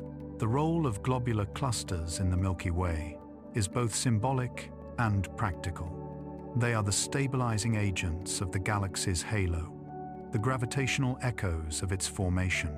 Their orbits trace the skeleton of the Milky Way's history, showing how smaller systems once merged to form the greater whole. Some clusters may even have originated outside the Milky Way, brought in by satellite galaxies that were absorbed long ago. They are, in a sense, the memories of other galaxies, adopted elders who now circle quietly in our family's outer reaches. Their light has traveled for thousands or tens of thousands of years to reach us. Yet, when it does, it feels immediate. To look upon a globular cluster through a telescope is to see endurance itself, to feel the presence of something that has lasted since before the Earth's first oceans formed. The light from those stars has crossed the vast calm between, carrying with it a whisper of resilience. It tells us that not everything fades quickly, that not all beauty burns fast. Some things persist, not by resisting time, but by moving in harmony with it.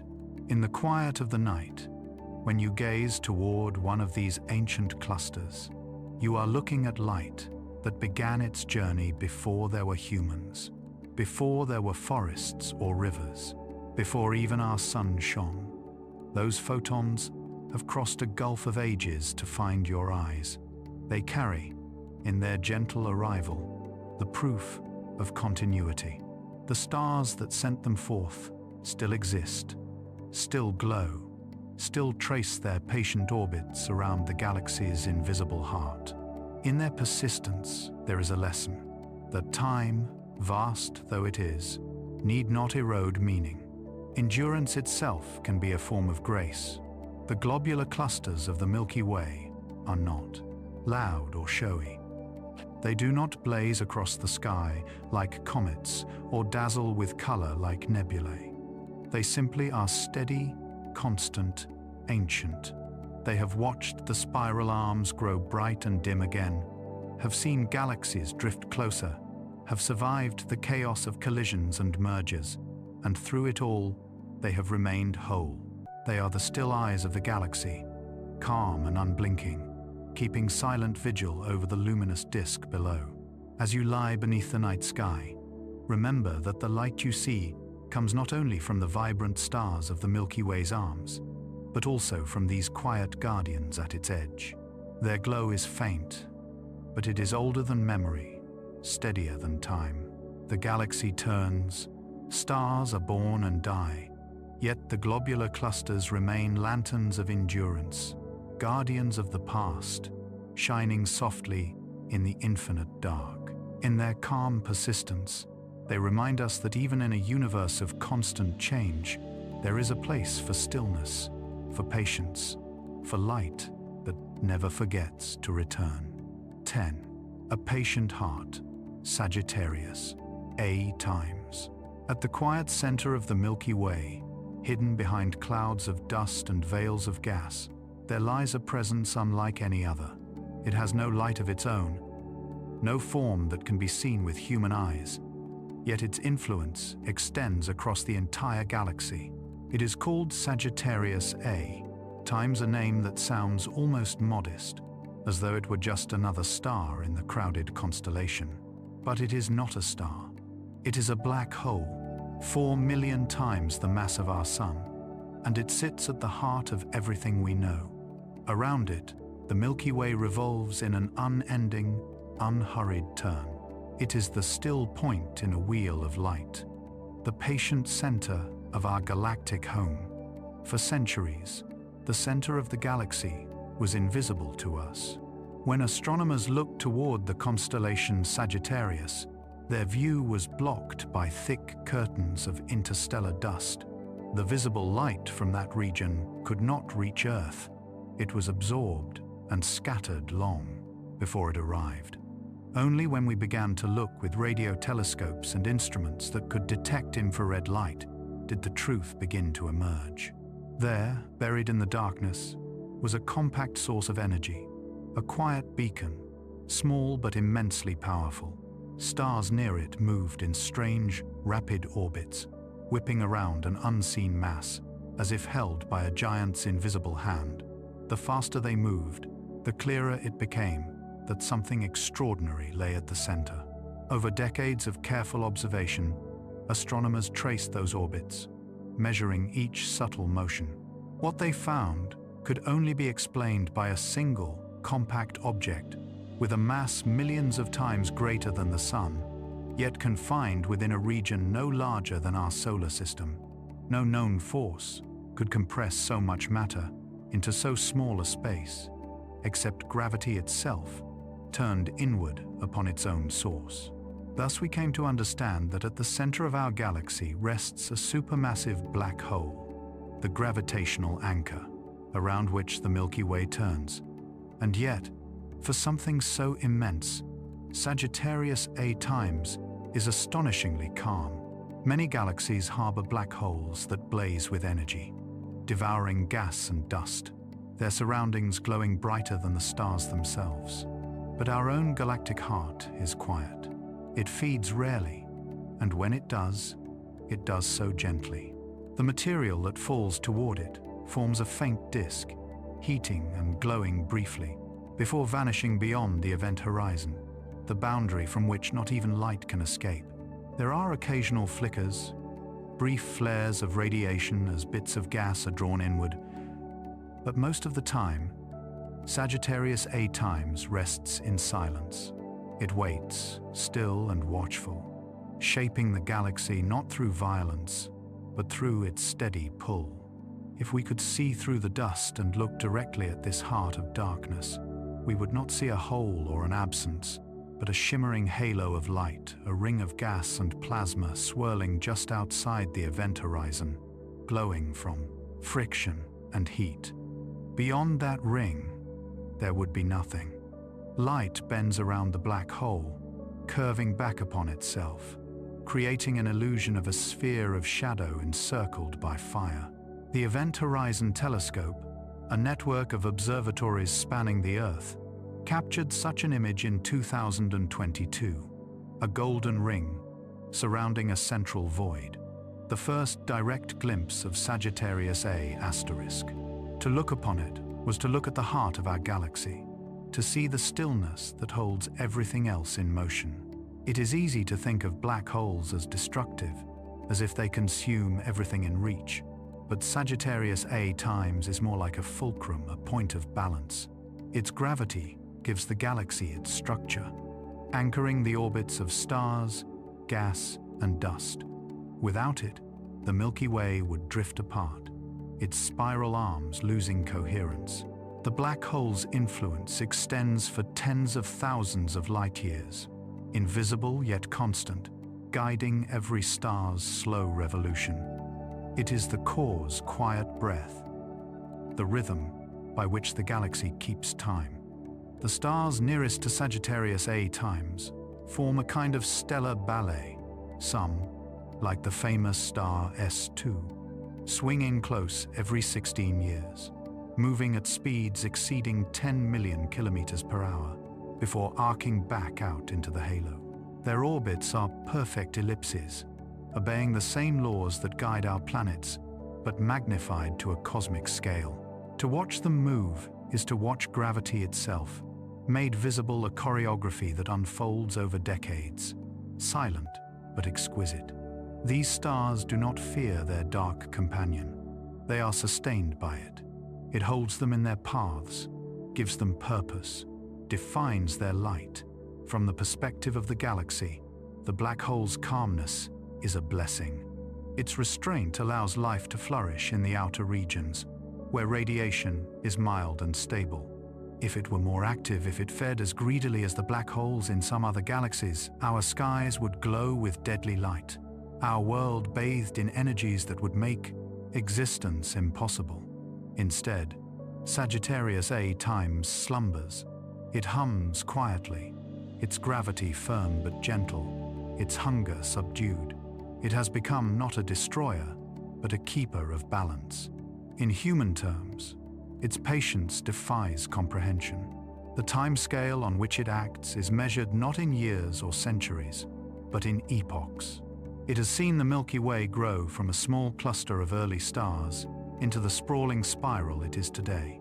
It has watched as generations of suns were born, burned, and faded, their remnants drifting into the halo. It has witnessed collisions with smaller galaxies, absorbing their stars and dust, incorporating their histories into our own. Through all of this, Sagittarius A* has remained where it is, silent and steadfast, the eye of a storm that never ends. What lies beyond its event horizon is a mystery we may never fully solve. The equations that describe black holes break down at their centers, predicting a point of infinite density, a singularity where the known laws of physics cease to apply. But perhaps infinity is only a sign that our understanding is incomplete. Perhaps what exists there is not an end, but a transformation. Matter and energy do not vanish. They change form. The heart of the Milky Way may not be a void, but a passage, a doorway, through which the galaxy's history continues in ways we cannot yet imagine. Even without answers, there is a strange comfort in this unseen center. It is the embodiment of stillness amid motion, of quiet amid creation. Everything in the galaxy turns, yet this dark heart remains, untroubled and eternal. Its silence is not emptiness, but equilibrium. The stars around it blaze and fade. The spiral arms sweep and evolve. But Sagittarius A* abides, its gravity holding the entire system in its slow embrace. When you look toward the constellation Sagittarius on a summer night, you are gazing in the direction of this galactic heart, though you cannot see it. The light from the dense starfields in that, the region, the glowing haze we call the galactic bulge, comes from countless suns that orbit near the center, their paths shaped by the invisible presence within. Their collective glow is the Milky Way's heartbeat, pulsing softly across the sky. The black hole itself is hidden behind that glow, but its existence is felt in every motion, every shimmer, every star that holds its course. To think of Sagittarius A times is to be reminded that power does not always announce itself. Sometimes it is quiet, centered, unmoving. It does not seek attention, yet all things turn toward it. In this way, the black hole at the Milky Way's heart mirrors the rhythm of rest itself. It draws everything into stillness, not by force, but by gravity, the natural pull toward balance. As we drift with our star around this invisible anchor, we are part of its calm. Every sunrise, every night sky, every heartbeat happens under its patient watch. So when you next see the soft glow of the Milky Way stretched across the dark, remember what lies at its core. A silent presence, massive beyond measure, calm beyond comprehension. It does not shine, yet it gives meaning to the shining of everything else. It waits, unmoving, as the galaxy turns. It holds, and it listens. Sagittarius A times the patient heart of the Milky Way beats not in light, but in the steady rhythm of gravity, a pulse too deep for sound, too vast for time, yet always there, quietly keeping the stars in their places, and us among them. 11. The invisible, supportive halo. If you could look at the Milky Way not as your eyes see it, but as it truly is, you would find that its luminous spiral, its disk of stars, its glowing arms, its golden heart, is only a fraction of the whole. Beyond the shining veil of starlight, there extends something far larger, far quieter, and infinitely more mysterious. Surrounding the galaxy like a cocoon of stillness is the halo, an immense sphere of invisible matter that stretches far beyond the visible stars. It does not gleam, it does not burn. It is the galaxy's hidden body, the unseen structure that holds everything together, as if cradling light in invisible hands. Astronomers discovered the existence of this halo not through direct sight, but through motion. When they measured how fast the outer stars of the Milky Way orbit its center, they found something strange. The stars moved too quickly. According to the visible mass of the galaxy, the stars, gas, and dust, the outer regions should have spun more slowly, like the edge of a wheel turning gently compared to its hub. Instead, they raced along at almost the same speed as the inner stars. The only explanation was that there must be more mass than we can see, vast amounts of it, spread throughout a region extending far beyond the visible disk. This unseen mass, this stabilizing presence, became known as dark matter. The dark matter halo is vast, reaching nearly 1 million light-years in diameter, 10 times wider than the galaxy's luminous disk. It is not dense or solid, but diffuse and smooth, a whispering scaffold that supports the dance of the stars. Without it, the Milky Way would not hold its shape, the spiral arms would unravel, the outer stars would drift away, and the galaxy would lose its coherence.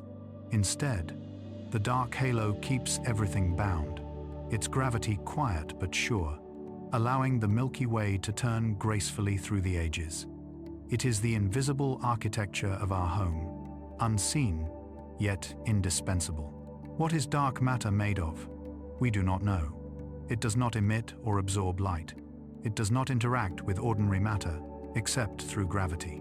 Some think it may be composed of exotic particles, born in the earliest moments of the universe, ghostly entities that pass through us by the trillions each second, unnoticed. Others imagine it as something more fundamental, perhaps a sign that our understanding of gravity itself is incomplete. Whatever it is everywhere, around us, within the galaxy, binding galaxies together into clusters, clusters into filaments, filaments into the great cosmic web, Dark matter is the quiet structure of the universe, the unseen music to which all galaxies move. If you could see the Milky Way's halo made visible, it would appear as a vast, dim sphere, glowing faintly with phantom light, encompassing the spiral disk like a breath around a flame. Within it, the bright heart of the galaxy would seem small, delicate, almost suspended in space. The halo would be smooth at the edges but threaded with faint currents, as if invisible winds moved slowly through it. It would look less like an object and more like a mood, a gentle field of gravity rather than a structure of matter. To drift through it would be to pass through silence itself, a silence not empty, but full of potential. The halo is not completely dark. Scattered within it are ancient stars and globular clusters, remnants of smaller galaxies that were absorbed long ago. These faint lights are the fossils of past collisions, drifting slowly through the vast emptiness like fireflies in a mist. They trace the history of the Milky Way's growth, each one marking an encounter, a merger, an act of cosmic gathering. Over billions of years, our galaxy has fed upon smaller ones, drawing them into its embrace. The stars of those devoured systems now wander through the halo, their orbits elongated and graceful, their light dim but enduring. They are the visible echoes of the unseen. And beyond these remnants lies the true mystery, the dark matter that outweighs everything else. For every star we see, there is roughly 5 times more dark matter holding it in place. Our sun's orbit, our planet's stability, even the pattern of the Milky Way's spiral, all are shaped by something invisible, something that does not shine, does not fade, but simply is.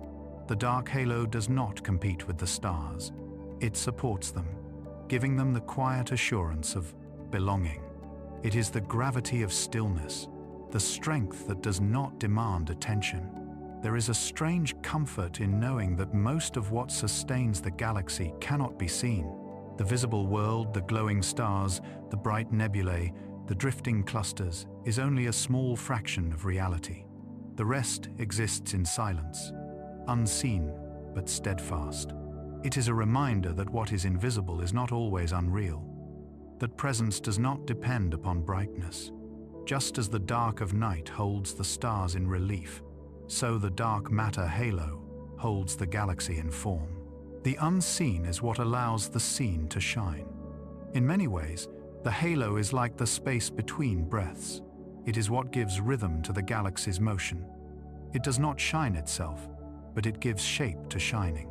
Its gravity extends far beyond the Milky Way, reaching toward neighboring galaxies, including the small Magellanic Clouds that orbit us, and the great Andromeda Galaxy, which moves slowly closer with every passing moment.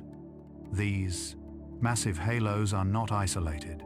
They touch, they overlap, they communicate through their invisible fields. The universe, at its largest scale, is a network of halos, each one holding galaxies like seeds in a cosmic garden. The spaces between them are not empty, but threaded with filaments of dark matter, the quiet connective tissue of creation.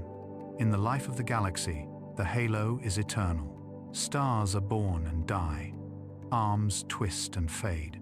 Dust gathers and disperses, but the halo endures.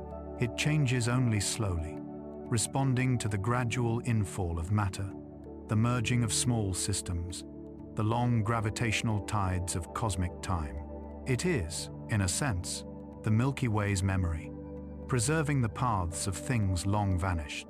Some of the particles that make up the halo may have been drifting since the first second of the universe, untouched and unaltered. To imagine them is to imagine the most ancient calm, a stillness that predates light. When we look at the night sky, we are seeing only the faintest skin of our galaxy, the outermost layer of its brightness. But surrounding that brightness, enveloping it, is this invisible sphere that keeps it whole. Every star you see, every beam of light that reaches your eyes, travels through the halo's quiet field. Even your body, made of atoms born in the Milky Way's stars, moves within that unseen embrace. You are part of it, carried by it, sustained by it, whether you know it or not. The halo is the galaxy's gentlest truth, that what matters most often cannot be seen. It is gravity's kindness, the patient architecture beneath beauty. Without it, the Milky Way would fall apart. With it, the galaxy moves through time in balance and harmony. We are held by the invisible as surely as by the visible, shaped by silence as much as by sound. So the next time you lie beneath the night sky, think not only of the stars that glimmer, but of the vast, unseen sphere that surrounds them.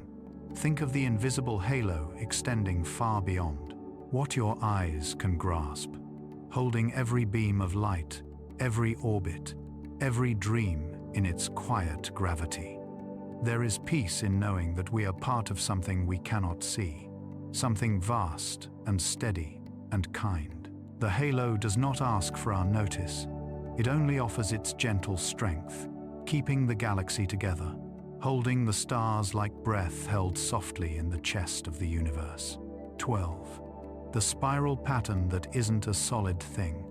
If you could rise far above the Milky Way and look down upon it from a vantage beyond time, you would see the most delicate of shapes, a broad, luminous spiral curling outward like the unfurling of a seashell, or the soft twist of smoke caught in a breeze. It seems so defined, so permanent, that one might imagine the arms to be solid bridges of stars, carved into the galaxy like the grooves of a great cosmic record. But this is not so. The spiral pattern of the Milky Way is not a fixed thing. It is an illusion of motion, a wave made of density and gravity, of rhythm and flow. The arms are not permanent structures, but passing gatherings, regions where the galaxy's matter moves in and out like water through a tide. The spiral is not a drawing on the universe's page. It is the page itself, constantly written and rewritten by time. The stars within the Milky Way do not sit still in these arms. They move through them, like cars through a traffic wave on a busy road. The wave itself travels at a different speed from the objects moving within it. Imagine driving along a highway at night. Ahead of you, red taillights flare as cars slow down for a brief congestion. And for a moment, you are part of the pattern, part of the temporary gathering of motion. Then, as the road clears, you move onward, leaving the wave behind, though others enter it after you. The spiral arms of the Milky Way are much the same. They are regions where stars, gas, and dust slow slightly under the influence of gravity, piling up in denser lanes before continuing on their way. The pattern remains, even as its ingredients change. This phenomenon is known as a density wave, and it explains one of the most poetic illusions in the galaxy. The arms we see, those glowing trails across the dark, are not permanent features but echoes of motion, waves of higher density sweeping through the disk. As the wave moves, gas clouds within it are compressed, triggering new star formation. Young, massive stars ignite, burning blue and bright, and for a few million years, they outline the spiral's curve. Then they die, fading or exploding, while new stars are born farther along the wave. In this way, the spiral perpetuates itself. It is a moving balance between creation and dissolution, a pattern of renewal that keeps the galaxy alive. If you could accelerate time, watching millions of years unfold in a heartbeat, the Milky Way would appear to breathe. Its arms would shimmer in and out of focus, shifting like the slow pulse of a jellyfish in water. The stars themselves would trace elegant, circular orbits, but the density waves would move through them like ripples on a pond, bending and stretching, never static, never the same. This is why the galaxy's shape is both eternal and fleeting. The spiral pattern endures, but the stars that define it do not. It is continuity through change, permanence through motion, the universe's quiet paradox. Our own sun, now halfway through its life, is moving slowly around the galaxy's center, taking roughly 230 million years to complete one orbit. During that time, it passes through the spiral arms like a traveler crossing rivers on a long journey. It spends tens of millions of years in the quieter spaces between arms, where star formation is rare and the skies are calm, then moves again into the denser regions, where gas clouds glow and new suns are born. Over its 4.5 billion years of life, the sun has likely crossed several spiral arms already, witnessing the galaxy's rhythm firsthand, though to us that rhythm is too vast to notice. From Earth, everything appears unmoving, but we are always in motion, gliding through the cosmic tide. The spiral arms are more than patterns of light, they are living nurseries. Within them, the density of gas and dust is high enough for gravity to pull material together, forming new stars, planets, and systems. These regions blaze with clusters of blue giants, massive stars that shine intensely and live briefly. Their radiation and winds carve the surrounding gas into intricate shapes, pillars, bubbles, and waves that glow in soft hues of pink, violet, and gold. When these massive stars die, they do so spectacularly, exploding as supernovae that scatter heavier elements into space. These remnants enrich the galaxy's disk, providing the raw material for future generations of stars and worlds. Thus, the spiral pattern is both the skeleton and the bloodstream of the Milky Way, its shape and its means of renewal. In contrast, the spaces between the arms are quieter, more subdued. Here, older stars like our Sun drift in relative peace. The gas is thinner, the radiation gentler. Planets have time to cool and life has time to emerge. It is no coincidence that we find ourselves here in one of the calmer stretches of the galaxy. We are creatures of the interarm regions, born in the slow flow between the denser lanes of creation. Were we closer to the arms, the constant bursts of radiation and supernovae might have made life more fragile, the skies too unstable to allow such stillness. Our place in the galaxy is, in every sense, a place of balance, a quiet pause between waves of formation. When you look at photographs of spiral galaxies from afar, Andromeda, Triangulum, or Whirlpool, you are looking at the same process unfolding elsewhere, in different shapes and tempos. Each of these galaxies is a reflection of our own, a frozen image of motion caught at a single moment. Their arms may appear fixed, but they too are flowing waves, their light tracing the rhythm of creation. If we could watch them for millions of years, we would see their spirals shift and drift like living organisms, breathing with gravity's slow pulse. The universe is filled with such motion, repeating its patterns across billions of galaxies, each one a variation on the same theme: light gathering, scattering, and gathering again. In some galaxies, the spiral pattern is pronounced tight and vivid, with arms coiled neatly around the core. In others, it is looser, more irregular, as if the wave has begun to fade. The Milky Way falls somewhere in between, its arms subtle and complex. We see only hints of them from within arcs of stars, lanes of dust, glimpses of structure. We cannot step outside to view it whole, but through the mapping of countless stars and clouds, we have pieced together its broad outline. 4 main arms, spiraling outward from a central bar, each one weaving through the disk in graceful symmetry. The names Perseus, Sagittarius, Scutum Centaurus, and Norma sound like ancient constellations, and in a way they are. Constellations not of stars, but of the galaxy itself. The beauty of the spiral is that it needs no permanence to exist. It endures precisely because it is transient. The wave passes through, and new stars take the place of old.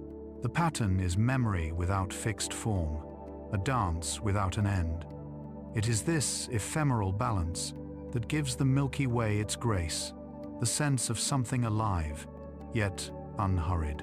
It teaches us that motion and stillness are not opposites but partners, that structure can arise from flow, that order can be found in impermanence. When you see the faint band of the Milky Way stretched across the night, you are looking along the edge of one of these waves. The light that reaches you comes from countless stars caught in the passing density of the spiral arm, their combined glow softened by dust. You cannot see the wave move, but you can feel its presence in the shimmer of the sky, in the way the stars gather and thin. It is as if the galaxy were breathing through the dark, exhaling light and inhaling silence. The spiral pattern of the Milky Way is not a thing you can touch, nor a line you can draw. It is a rhythm, a way that matter moves when given time enough to find harmony. And in that rhythm lies a quiet message, that beauty need not be fixed to endure, that transience is its own kind of eternity. The arms may not be solid, but their motion shapes the galaxy, guides the birth of stars, and defines the path of worlds. We are part of that wave, moving with it, through it, carried by it. Every sunrise and every quiet night beneath the stars is a moment in that long, cosmic flow, a reminder that even patterns made of impermanence can last forever. 13. A gradient of metals like a soft perfume. The Milky Way is not uniform. It breathes in gradients of light, of color, of motion, of time. From its brilliant, crowded center to its wide, quiet outskirts, the galaxy changes gradually, like the fading scent of a distant garden.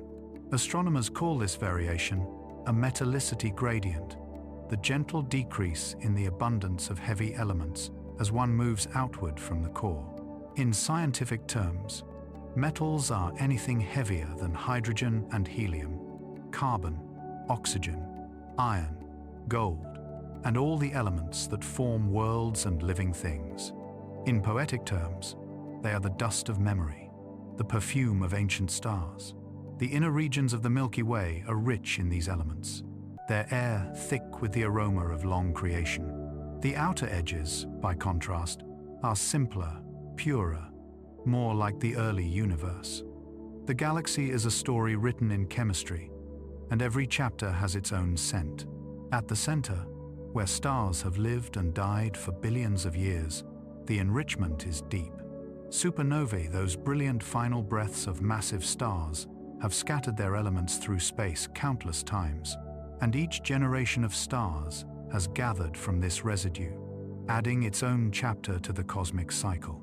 Here, in the galactic bulge, the stars are older, redder, infused with metals forged in the crucibles of the past. Their light glows warm, tinged with amber, a reflection of their age and experience. The interstellar clouds near the core are thick and dark, steeped in carbon and iron dust, ready to form new suns already heavy with the memory of what came before. This region of the galaxy is dense and aromatic, rich like soil that has been cultivated again and again until it holds the history of everything that has ever grown in it. As one moves outward, the metallic fragrance begins to fade. In the spiral arms, stars are newer, the balance of elements lighter. There is still richness here: oxygen, silicon, magnesium. These are the stars of youth and expansion, born from gas that has cycled fewer times through the fires of destruction. Their light is whiter, bluer, sharper. They shine not with nostalgia, but with anticipation. The clouds between them are less heavy, more transparent. Their chemistry simpler, but still intricate enough to weave planets and oceans and atmospheres.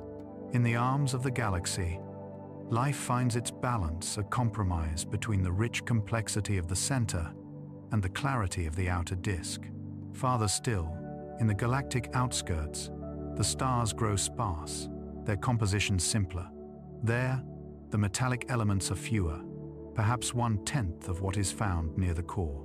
These stars are like echoes of the universe's earliest time, composed mostly of hydrogen and helium. Their light, pure and undiluted. The outer disk is quiet and cool, a place of vast calm. Here, the processes that create heavy elements are rarer, and the few stars that exist live slow, gentle lives. It is a realm of simplicity and stillness, like the thin air of a high mountain. From the center to the rim, the galaxy exhales in chemistry, its inner richness dissolving gradually into cosmic transparency. This gradient is not just a curiosity of astrophysics, it is the pattern that shapes everything. The metallicity of a region determines how stars form, how planets emerge, and even what kinds of life might arise. Metals help gas cool and condense, allowing stars to form more easily. They also provide the materials for planets, moons, and the rocky surfaces that water and atmosphere can cling to. Without metals, there are no worlds like Earth, no oxygen to breathe, no iron to carry blood's color, no calcium for bones. We exist because our sun was born in a part of the galaxy where the metallic balance was just right, enough complexity for life, enough simplicity for stability. The sun itself carries this history within its light. Its spectrum, the unique pattern of colors it emits, tells us its chemical composition, not just hydrogen and helium, but carbon, oxygen, nitrogen, silicon, iron, and more. These are the elements that built Earth, the elements that make you. When you touch the soil, when you breathe, when you think, you are touching the inner chemistry of the galaxy, carried outward from the core over billions of years. The Milky Way has been distilling itself through time, layering the products of its own life cycle across its span. The stars near the center may be ancient and weary, but their legacy reaches all the way to the rim, perfuming even the youngest regions with traces of their existence. To imagine the metallicity gradient as a perfume is to understand it in human terms. The scent of the galactic core is heavy and warm, rich with the musk of old stars and the tang of iron dust. It is the fragrance of endings that have become beginnings again. The spiral arms smell fresher, lighter, a blend of hydrogen's sweetness and oxygen's sharp clarity. The outer regions are almost scentless, pure as untouched air. Together they form a gradient not only of matter, but of time and experience. The Milky Way's chemistry is its autobiography, written in starlight and carried across space like fragrance on a cosmic wind. This flow of metals is not static. It changes as the galaxy evolves, as new stars form and die, as supernovae enrich their surroundings, as gas drifts inward or outward through gravitational tides. The metallicity gradient slowly flattens over time, the inner and outer regions sharing more of their materials through mixing and migration. Stars like our sun, born midway between the core and the edge, help blur the boundary, scattering their elements into the interstellar medium when they die. The galaxy, in this way, constantly stirs its own perfume, never allowing any part of itself to remain untouched for long. Even now, astronomers study the metallicity of distant stars to trace the Milky Way's history. By measuring the amount of iron or oxygen in a star's spectrum, they can estimate its age and birthplace. Stars, richer in metals, likely formed closer to the center, where generations of creation and destruction have already taken place. Metal-poor stars, by contrast, are older, or were born in the galaxy's outermost reaches, or even in smaller galaxies that the Milky Way later absorbed. Through these patterns, scientists can reconstruct how the galaxy grew, how it pulled in matter, created new stars, and slowly enriched itself. The gradient becomes a kind of fingerprint, a map not of space, but of time. For all its complexity, the idea behind this gradient is profoundly simple. Nothing in the universe remains untouched. Every explosion, every dying star, Every cloud of gas adds something to the whole. The metals in your blood once drifted in the heart of a long-vanished sun. The oxygen in your lungs was forged in another star's fire. The atoms that make up the Earth's iron core were born in places where the galaxy was richer, denser, older. We are made from the center's memory, carried outward through billions of years of cosmic breathing. If you step outside on a dark night and let your gaze drift across the sky, know that the light you see carries this chemical legacy. Each star's color tells you where it belongs in the Milky Way's grand perfume. Some glow white and young, their light crisp and unscented. Others shine red or gold, filled with the deep aroma of the past. Together, they create a harmony of composition, a gradient of age and substance that forms the galaxy's quiet song.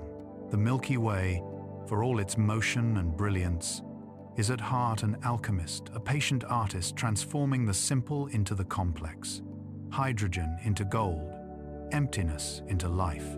Its metallic gradient is the record of that work, a slow blending of time and matter into balance. To live within such a galaxy is to breathe its history, to carry its chemistry in your veins, to glow, however faintly, with the same light that has perfumed the dark for billions of years. The scent of the Milky Way is all around us in the iron of the earth, in the carbon of every leaf, in the calcium of every bone.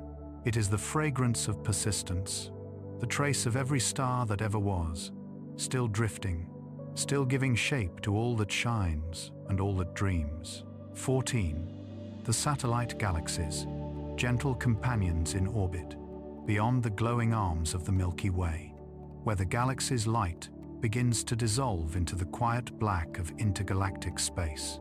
There are smaller lights that move with us, tiny galaxies bound by gravity, companions that circle our own like soft shadows around a lantern. They are the satellite galaxies of the Milky Way, gentle companions and ancient neighbors, each one carrying its own history, its own cluster of stars, its own rhythm of stillness. They drift at the edge of our galactic halo, not merely following us, but participating in the same long motion that carries the entire family through space. To imagine the Milky Way without them is to imagine the Earth, without its moon, a beauty still intact, but lonelier, less complete. These companions are numerous. Astronomers have discovered more than 60 of them so far, and new ones continue to appear as our telescopes grow sharper. Some are bright and distinct, easy to find in the night sky. Others are faint smudges, so diffuse that they barely outshine the background of the universe itself. Together, they form a quiet retinue that moves with the Milky Way through the cosmic sea. The largest and most famous of them are the Magellanic Clouds, two irregular galaxies that can be seen with the naked eye from the southern hemisphere, glowing softly against the dark like fragments of the Milky Way that drifted slightly away. The large and small Magellanic Clouds are not mere ornaments. They are active systems, rich in gas and dust, full of regions where new stars are being born. They orbit the Milky Way in long, looping paths, bound to us by gravity, yet maintaining their own character.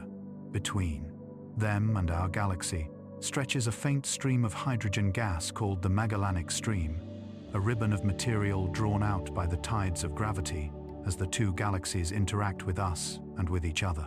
This stream winds around the Milky Way like a whisper, a visible thread connecting the companions to their host. It is evidence of motion and exchange, a sign that galaxies, too, have relationships complex, evolving, and alive.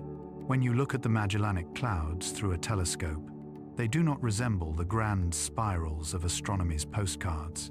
Instead, they appear irregular, like clouds of glowing dust suspended in the void. Their shapes are asymmetrical, lopsided, as if molded not by symmetry but by experience. Each one is a record of gravitational encounters, of being pulled and reshaped by the Milky Way's immense tide. Stars within them, move in orbits that are no longer perfectly circular. Gas flows out and in again, forming arcs and filaments. They are galaxies in motion, caught in the act of becoming something else. These companions are not merely satellites. They are storytellers. They carry within their stars the record of how the Milky Way grew. Over billions of years, our galaxy has consumed many such companions. Some have been torn apart entirely, their stars scattered through the halo like seeds, their remnants now faint trails of light that we can trace across the sky.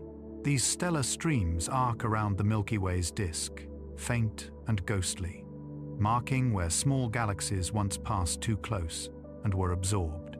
Each one is a quiet scar, a soft signature of growth through union. The Milky Way is not just a single structure, it is a collection of many, gathered over time, merged into harmony. The Sagittarius dwarf galaxy is one of the most vivid examples of this process happening even now. It orbits close to the Milky Way's center, and with each pass, our galaxy's gravity strips more stars from it, adding them to our own outer halo. Slowly, the smaller galaxy dissolves, its light blending with ours, its stars finding new orbits in the greater whole. In a sense, the Milky Way feeds upon its companions, not with violence, but with inevitability. It is a form of cosmic recycling, a merging of histories rather than an act of destruction. The stars that once belonged to other galaxies become part of our sky, part of our home, their memories preserved in their motion and composition. Yet not all companions are doomed to vanish.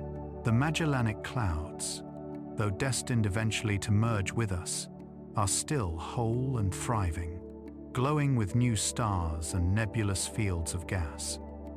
They give more than they lose.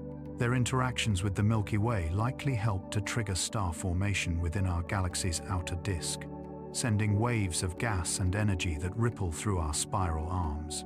In this way, the companions are not merely orbiters, they are participants in the Milky Way's evolution, contributors to its renewal. The forcing galaxy is not an isolated being, but part of a dynamic system, its beauty shaped by relationships that unfold over eons. If you could look at the Milky Way and its companions from far away, you would see not a solitary spiral, but a small community of galaxies, moving together like dancers in a vast, slow waltz. The Milky Way dominates, its mass giving it gravitational authority, but the smaller galaxies add depth and texture to the pattern. Their orbits are long, some nearly circular, others elongated like comets. They move through the halo as if in a great tide, drawn and reshaped by the invisible current of dark matter that surrounds us all. The presence of these companions also speaks to the Milky Way's place in the broader universe. We are not alone, even among galaxies. The local group, a small cluster of about 50 galaxies, binds us, Andromeda, and many dwarfs together in a shared gravitational field. In this celestial neighborhood, the Milky Way and Andromeda are the dominant members, each surrounded by their own smaller companions. The entire group drifts through space as one, moving slowly toward a future where the two great spirals will merge, forming a new galaxy, likely elliptical and calm. The satellites, too, will be drawn into that final union, their stars blending seamlessly into the next chapter of this cosmic lineage. The smaller galaxies teach us about humility and patience. They remind us that even the grandest systems grow not by standing alone, but by gathering, by absorbing, by transforming. Their faint light, barely visible through telescopes, carries as much significance as the Milky Way's radiant core. Within those dim clusters, stars live and die just as they do here, each one a sun, each one carrying the same chemistry that fills our world. The difference is not in substance, but in scale. The companions whisper what the Milky Way shouts, that the universe repeats its beauty in every size, that the small mirrors the vast. that even the faintest light is part of the same design. Sometimes, at the edge of awareness, we forget that our galaxy, so large to us, is itself a companion to others. The Milky Way and Andromeda are bound together, destined to meet in several billion years. When that happens, the Magellanic Clouds and the other satellites will come along, swept into the grand merging. Their stars will mingle with ours, their shapes will dissolve, and the new galaxy that forms, perhaps called Milky Way by future astronomers, will carry all their histories within it. The light of the large Magellanic Cloud, the quiet streams of the Sagittarius Dwarf, the ghostly remnants of others already gone, all will find their place in that future harmony. When you stand beneath a southern sky and see the Magellanic Clouds glowing faintly near the Milky Way, you are seeing more than neighbors. You are witnessing a cosmic relationship in progress, a long, slow conversation between galaxies. They orbit, they exchange, they shape one another's destinies. Their light is young and ancient at once, a reminder that in the universe, companionship is as natural as solitude. The Milky Way is not a single voice, but a chorus, its beauty deepened by the harmonies of those that travel with it. So when you next look at the night sky and trace the faint arc of the Milky Way above, imagine the invisible sphere around it, the halo filled with small galaxies, each moving gracefully in their long, elliptical paths. Think of them as fireflies caught in a great dark current, orbiting quietly, glowing softly, never lost, always connected. They are reminders that even in the vastness, there is community. The Milky Way does not drift alone. It carries its companions with it, the gentle galaxies that follow, the quiet lights that circle, the patient friends that will one day become part of its luminous heart. 15. The future collision. A silent embrace with Andromeda, far away, across the dark ocean of Halley. Intergalactic space, another great spiral turns in slow majesty. It is the Andromeda Galaxy, our nearest large neighbor, so vast and luminous that under a clear, moonless sky, it can be seen as a faint mist with the naked eye. To most who look upon it, it seems still and distant, a tranquil companion floating in eternal separation. Yet, in truth, it is moving toward us. Each second, it draws closer by more than 100 kilometers, an approach that has been underway for billions of years. The Milky Way and Andromeda are destined to meet, and when they do, the universe will witness a dance that unfolds not in chaos, but in grace, emerging so slow and silent that even as it reshapes everything, it will feel like the galaxy taking a breath. Astronomers call it a collision, but the word misleads. It will not be a crash of matter against matter, not an explosion of shattering stars. The spaces between stars are vast, so vast that when the galaxies meet, their suns will simply pass through one another, almost all untouched. What will collide are their patterns, their motions, their clouds of gas and dust. Their shapes will distort, their arms will twist, and the delicate balance that defines each will begin to unravel. Yet even in that unraveling, there will be beauty. The Milky Way's spiral will stretch and bend. Andromeda's disk will flare and warp. Together, they will form long, luminous streams of stars that arc across millions of light years. Two galaxies becoming one great tapestry of motion. This future union will begin roughly 4 billion years from now, by which time our sun will have grown warmer, the Earth's oceans shallower, its continents weathered and dry. The human story, if it still continues, will have changed beyond recognition, but above whatever skies remain, the night will be magnificent. Andromeda will grow larger each generation, doubling in size across the heavens until it dominates the entire sky, a luminous spiral so grand that its arms will stretch from horizon to horizon. To watch it rise will be to see the face of time itself, a cosmic event unfolding so slowly that no single life will perceive its motion, yet one that changes everything. As the two galaxies approach, their mutual gravity will quicken their pace. Tidal forces will pull long tails of stars outward from both streams of light connecting them across the gulf. The Milky Way's disk will warp, bending upward and downward like a vast ripple frozen in glass. Great clouds of interstellar gas will be compressed where the two galaxies meet, triggering waves of star formation that will light the dark like a storm of newborn suns. For hundreds of millions of years, the galaxies will oscillate, passing through each other, retreating, then falling together again, their orbits tightening with every encounter. Each passage will scatter more stars into space, weaving trails of light that fade into the surrounding void. From the perspective of a distant observer, the process will appear balletic rather than violent.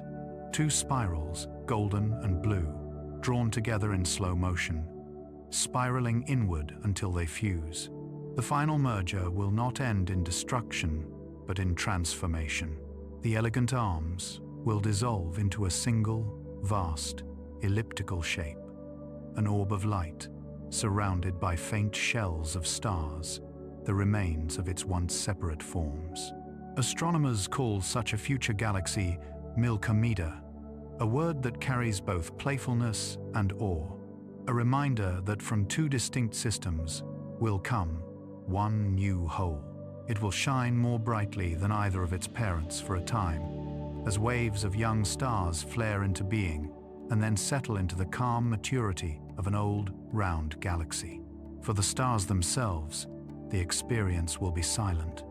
Distances between them are so immense that even in the densest regions, the chance of two stars colliding is vanishingly small. Our sun, if it still burns, will likely drift into a new orbit, perhaps farther. From the galactic center, perhaps closer, the familiar patterns of constellations will vanish, their shapes undone by the shifting of the sky. The Milky Way's gentle arc, that river of light we know so well, will fade into a broader, softer glow. The night sky will become a sea of scattered brilliance, stars thick in every direction. It will be a sight both strange and serene, the heavens rewritten in slow motion. This event is not a tragedy, but a continuation. Galaxies merge throughout the universe. It is how they grow, how they evolve. The Milky Way itself has already absorbed dozens of smaller companions, their remnants still visible as faint streams in the halo. The meeting with Andromeda is simply the next step in this long process of gathering. From collision comes cohesion. The future galaxy that emerges will carry within it the memories of both the stars, the dust, the chemical richness of each blending into a single cosmic lineage. In that sense, nothing is lost. The Milky Way does not end, it becomes. Even now, the first whispers of this encounter can be detected. The two galaxies are already tugging at each other's halos of dark matter, their invisible edges touching. The space between them, though filled mostly with emptiness, is a bridge of gravity, a tension that grows ever so slightly stronger with time. If we could see in gravity rather than light, we would already perceive the two as a pair, a binary system in slow embrace. Every moment that passes brings them closer. Every heartbeat of the galaxy's core draws them inward. The future is not rushing. It is arriving with the patience of eternity. And when at last the merging is complete, when the final oscillations have stilled and the new galaxy has found its balance, there will be quiet again. The star formation that flared so brightly during the union will fade. The gas exhausted or dispersed. The stars will settle into smooth orbits within the great elliptical mass. The center will glow with a combined heart. The Milky Way's black hole and Andromeda's, drawn together by their immense gravity, will spiral inward and merge into one. releasing a final wave of invisible energy that ripples across space-time itself. Afterward, the new galaxy will rest, luminous and round, turning slowly in the darkness, a serene survivor of transformation. From that distant future, the night sky as we know it will no longer exist. There will be no band of the Milky Way, no separate Andromeda hanging like a ghostly spiral in the dark.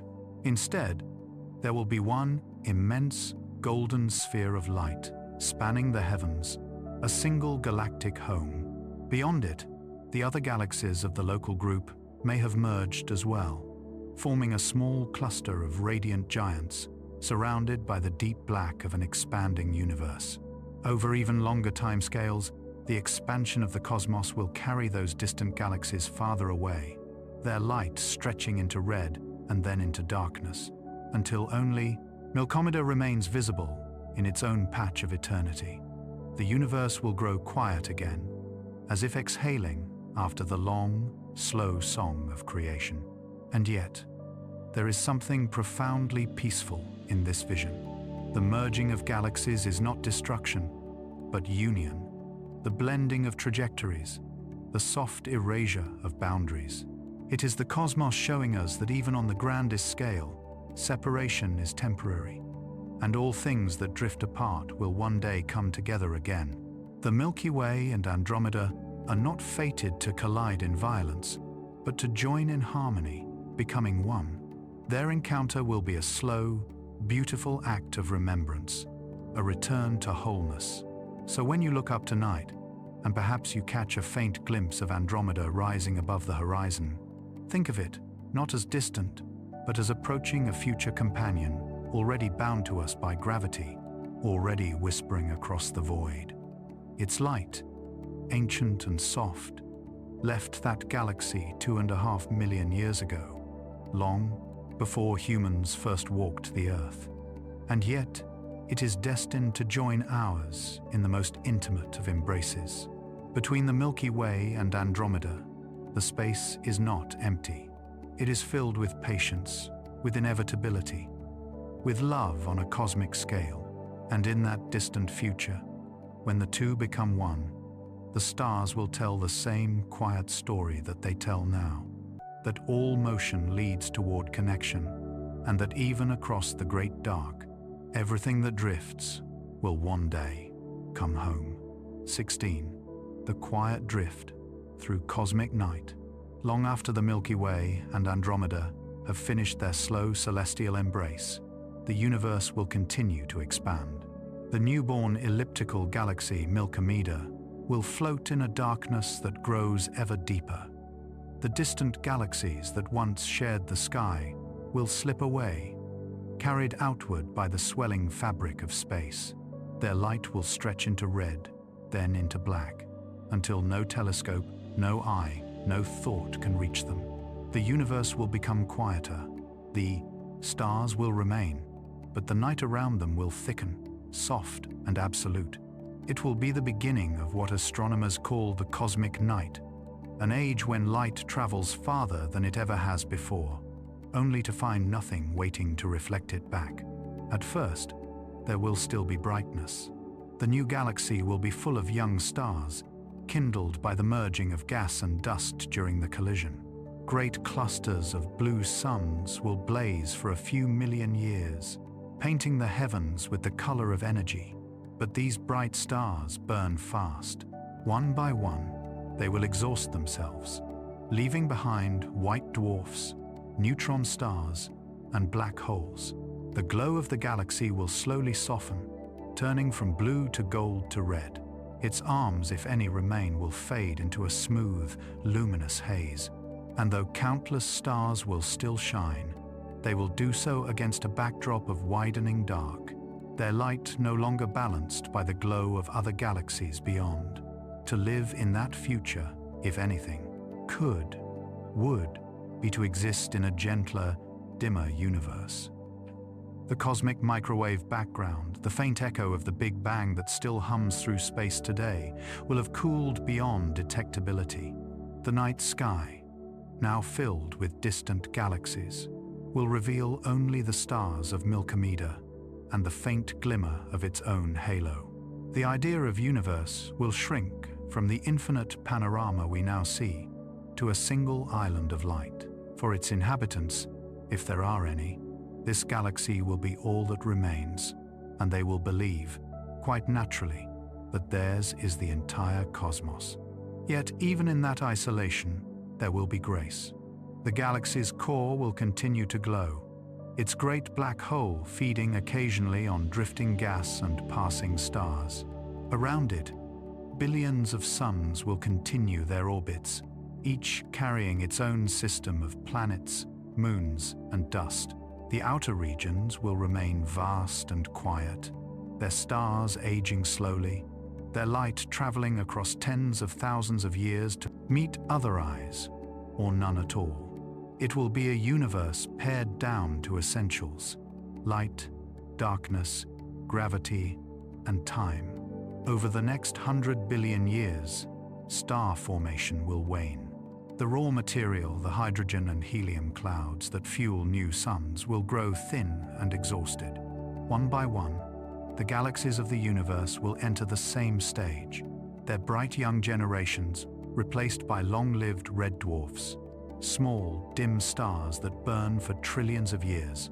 These faint embers will carry the universe into its next age, glowing steadily but weakly, a soft, enduring light.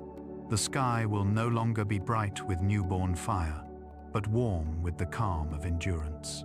In Milky Way, the surviving stars will move farther apart as the galaxy slowly expands under its own internal dynamics.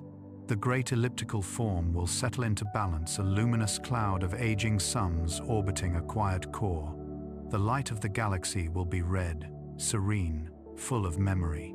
It will not fade quickly. Even after a trillion years, there will still be stars shining somewhere within it, their light drifting outward into a cosmos that has forgotten how to answer. There is melancholy in this vision, but also a kind of peace.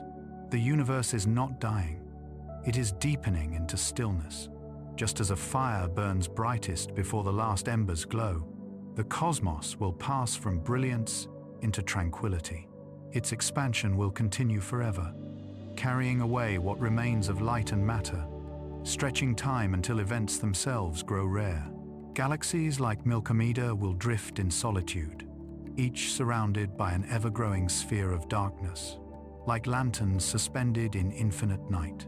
Within the galaxy, life, if it still persists, will adapt. Planets around red dwarfs may harbor warmth for long spans of time. Their sky is faint but steady. Civilizations, if they endure, will learn to thrive in scarcity, to draw energy from the slow fusion of ancient stars or from the quiet radiation of black holes. Knowledge will change too. Without the evidence of distant galaxies, the inhabitants of that era will see only their own system of stars. The concept of a vast, expanding universe will be lost to them, as forgotten as myths once told on Earth beneath a younger sky. For them, the cosmos will seem eternal and finite, at once boundless in darkness, yet limited to the light that remains. Still, the laws of physics will continue their patient work. The remaining stars will cool and dim. White dwarfs will turn black, their faint heat finally gone. Planets will drift free of their orbits, wandering the galaxy as cold stones in the dark. Black holes will dominate the landscape. Their silent gravity, the last great architecture of matter, even they, over unimaginable spans of time, will fade, slowly evaporating through the release of Hawking radiation, disappearing atom by atom into the vacuum. The end will not come as a single moment, but as a long sigh, a dissolution spread across eternity. And yet, even in that final quiet, the essence of the Milky Way will not be lost. Every atom forged in its stars, every element scattered through its dust, will remain part of the universe's deep memory. The carbon in forgotten planets, the oxygen in ancient ices, the iron drifting through space, Each carries the mark of the galaxy's life, the Milky Way's story, and the story of every being that ever lived within it, will continue in the simplest of ways, as presence. Matter may fade, but nothing that exists can ever truly be erased. The energy that once shone in its stars will echo forever in the soft geometry of space-time, in the quiet curvature left behind by their passing. If one could stand at the final moment, in the last faint glow of the last star, what would there be to see? Perhaps nothing visible at all, only the awareness of motion continuing, even without light. The dark would not be a void, but a vast, gentle equilibrium. The universe, having spent its youth in expansion and creation, would finally rest. Its structure would persist, invisible but complete, a kind of cosmic meditation too large for any witness. The Milky Way, Andromeda, and all their descendants would be part of that stillness, dissolved into the same endless calm. In a way, that distant future is not so different from the present. Even now, the night sky speaks of both birth and dissolution. Every star we see is temporary, every glow a brief flicker in a continuum of change. Yet the beauty lies in the persistence of motion, the endless becoming. The future may hold darkness, but within that darkness there is meaning. Just as silence carries the echo of all sounds that came before. The Milky Way's light will one day fade, but the space it has shaped, the gravity it has woven, the lives it has kindled, all will continue in subtler forms. The galaxy will not end, it will rest. So, when you look at the Milky Way tonight, its pale river stretched across the sky, know that you are seeing not only its present form, but its entire journey. You are looking into the memory of what was and the promise of what will be. You are part of that motion, carried by its gravity, sustained by its light. Someday, far in the future, that light will dim, but its echo will linger, folded into the quiet fabric of the cosmos. And in that final stillness, the Milky Way will have become what it always was, a gesture of connection written in light, fading softly into the infinite calm from which it came. 17. The stars that wander alone. Not all stars remain tethered to their galactic homes. Some are wanderers, lonely travelers, cast adrift from the arms that once cradled them. They move through the quiet between galaxies, carrying with them no planets, no companions, only their own faint light. These are the rogue stars, the intergalactic drifters, unbound by any particular home. To imagine them is to imagine solitude on a cosmic scale, a single sun moving forever through darkness, its light falling on nothing, its warmth never felt. And yet, even in their isolation, there is a strange kind of beauty, a serenity born of endless freedom. Stars are not born alone in the void. They begin their lives deep within the embrace of their galaxies, amid clouds of gas and dust that form the great nurseries of light. But gravity, while it binds, can also cast away. In the turbulent heart of a galaxy, near dense clusters or massive black holes, powerful interactions occur. Stars are flung outward by the combined pull of countless neighbors, or hurled like stones from a sling when a massive companion passes too close. These runaway stars can travel at hundreds or even thousands of kilometers per second, fast enough to escape the galaxy's gravity entirely. Once they cross that invisible boundary, there is nothing to bring them back. They are free, but that freedom is lonely. Imagine one such star, expelled from the Milky Way long ago. It races into the intergalactic dark, its path a long, slow arc that will take billions of years to complete. Behind it, the galaxy grows smaller, its glow fading into a delicate smudge against the black. Ahead, there is nothing, no stars, no clouds, no guiding light, only the endless sea of space, silent and indifferent. The star moves onward, its fusion heart burning steadily, its light traveling outward in all directions. That light will never find another world to touch, yet it continues to shine, as if duty itself sustains it. There is a quiet nobility in such existence. The rogue star does not seek witness, it burns, because that is its nature. Every second, it transforms hydrogen into helium, releasing photons that journey outward at the speed of light, knowing they may never be seen. To live in such solitude is to embody persistence itself, to affirm that being is enough, even without recognition. Perhaps this is the universe's simplest truth. Light does not require an audience. Astronomers have found traces of these solitary wanderers. Through careful observation, they have detected stars moving so fast that only one explanation fits: they have been flung from their galaxies by gravitational encounters. Some are known as hypervelocity stars, traveling at speeds so great that even the galaxy's deep gravitational well cannot hold them. Many are thought to have been accelerated by interactions with the supermassive black hole at the Milky Way's center, flung outward by a complex dance of momentum and energy. Others may have been released during galactic collisions, like the merging of the Milky Way and Andromeda to come, when countless stars will be pulled and scattered by the shifting tides of gravity. In time, these stars will fill the space between galaxies, turning the cosmic void into something faintly inhabited. They will be rare and far apart, separated by millions of light years. Yet their existence ensures that even the darkest reaches of the universe are not completely empty. Each will move silently, carrying its own small universe of radiation and gravity.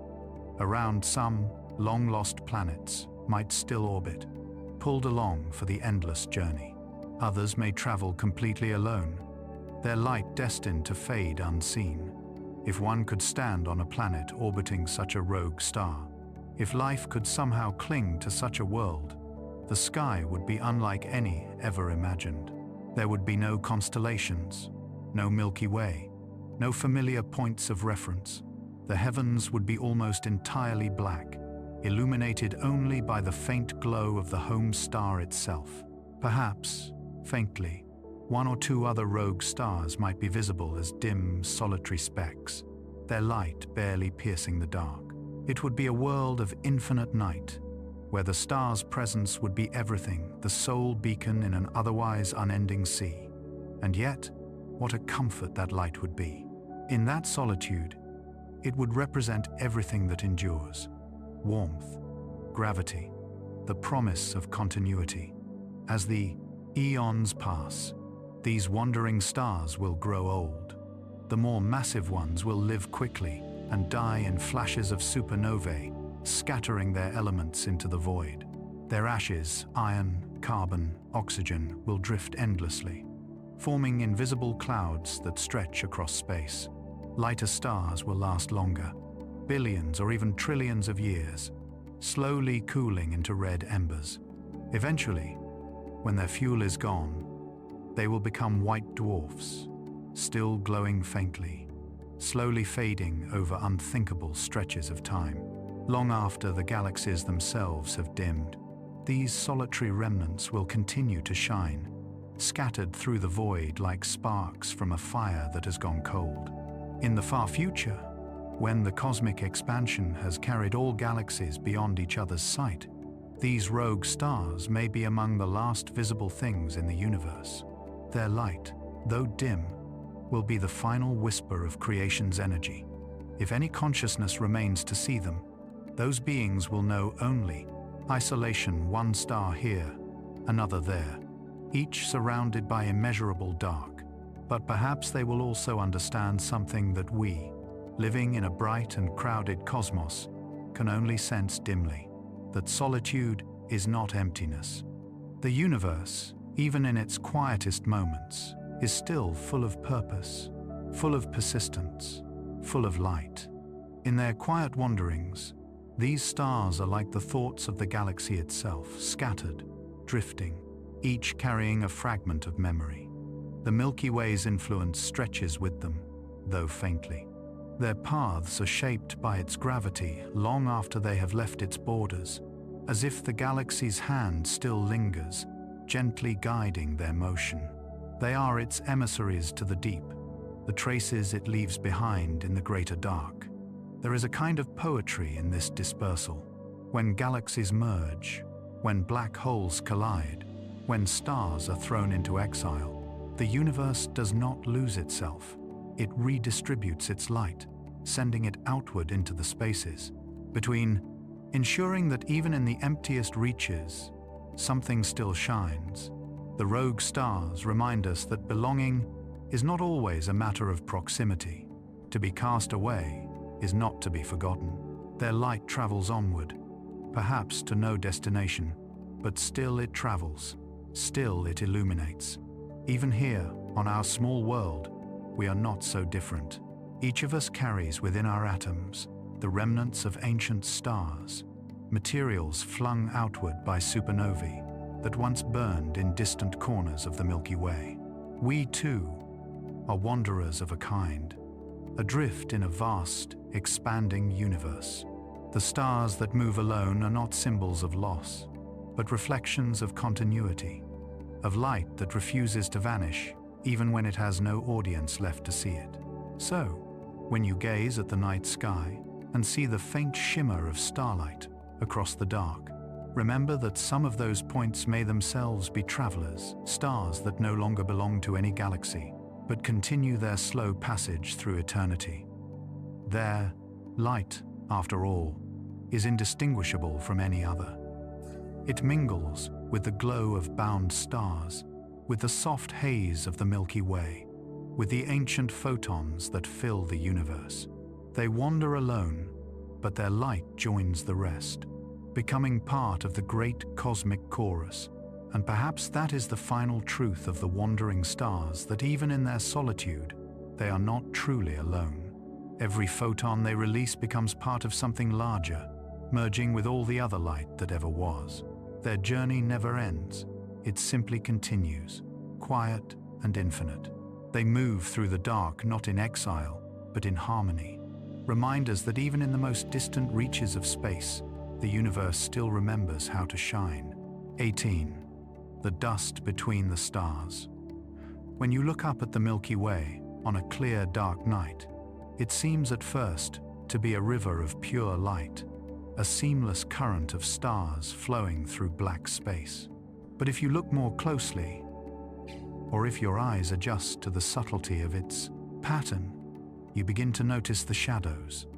Along the glowing band are dark patches and threads, irregular and soft-edged, as though the starlight has been brushed over by a faint smoke. These dark regions are not voids. They are the opposite, rich, dense, filled with the most delicate matter in the galaxy, dust. It is the dust between the stars that gives the Milky Way its depth, its softness, its quiet beauty. It hides and reveals, absorbs and reflects. It is the galaxy's breath, its memory, its endless cycle of concealment and creation. This dust is not like the kind that gathers on our tables or windowsills. It is ancient, elemental, made of the finest grains imaginable. Each particle is smaller than a wavelength of light, a mixture of silicates, carbon, ice, and metals, born in the atmospheres of dying stars. When a star nears the end of its life, it exhales its outer layers into space, scattering atoms forged in its heart. Over time, those atoms cool and condense, forming tiny, solids, crystals of silicate, specks of graphite, flecks of iron. The galaxy gathers these fragments, blending them with the gas of the interstellar medium. And so the dark lanes we see in the Milky Way are not emptiness, but the collective size of countless stars, the remnants of generations gone before. Every molecule of that dust carries history. Within it lies carbon from long-dead giants, oxygen from ancient supernovae, silicon from stars that burned before the sun was born. These tiny grains drift through the galaxy, carried by stellar winds and magnetic currents, until they settle into great clouds of gas and dust, the molecular clouds, the nurseries of new stars. There, they serve a purpose beyond their origins. They cool the gas, helping it to collapse under gravity, forming the next generation of suns and worlds. In this way, dust is the bridge between death and birth, between what was and what will be. The same particles that once dimmed the light of distant stars will, one day, form the cores of planets, the rings around new worlds, the soil beneath alien skies. The interplay between light and dust gives the Milky Way much of its character. When starlight passes through dust, shorter wavelengths, blue and violet, scatter, leaving behind the warmer hues of red and gold. That is why the stars along the galactic plane often appear tinted, why the nebulae shine with deep, soothing colors. In regions where the dust is thin, we see the stars directly, their brilliance unobscured. But where the dust thickens, it becomes opaque, blocking the light entirely. These dark nebulae appear as silhouettes, delicate, soft-edged shapes drifting across the luminous background. The Horsehead Nebula, the Pipe Nebula, the Coal Sack, all are sculptures of dust, outlined not by their own light, but by the light they refuse to let pass. And yet, even in their darkness, they are luminous in another way. When the dust is heated by nearby stars, it glows faintly in the infrared, radiating warmth invisible to our eyes.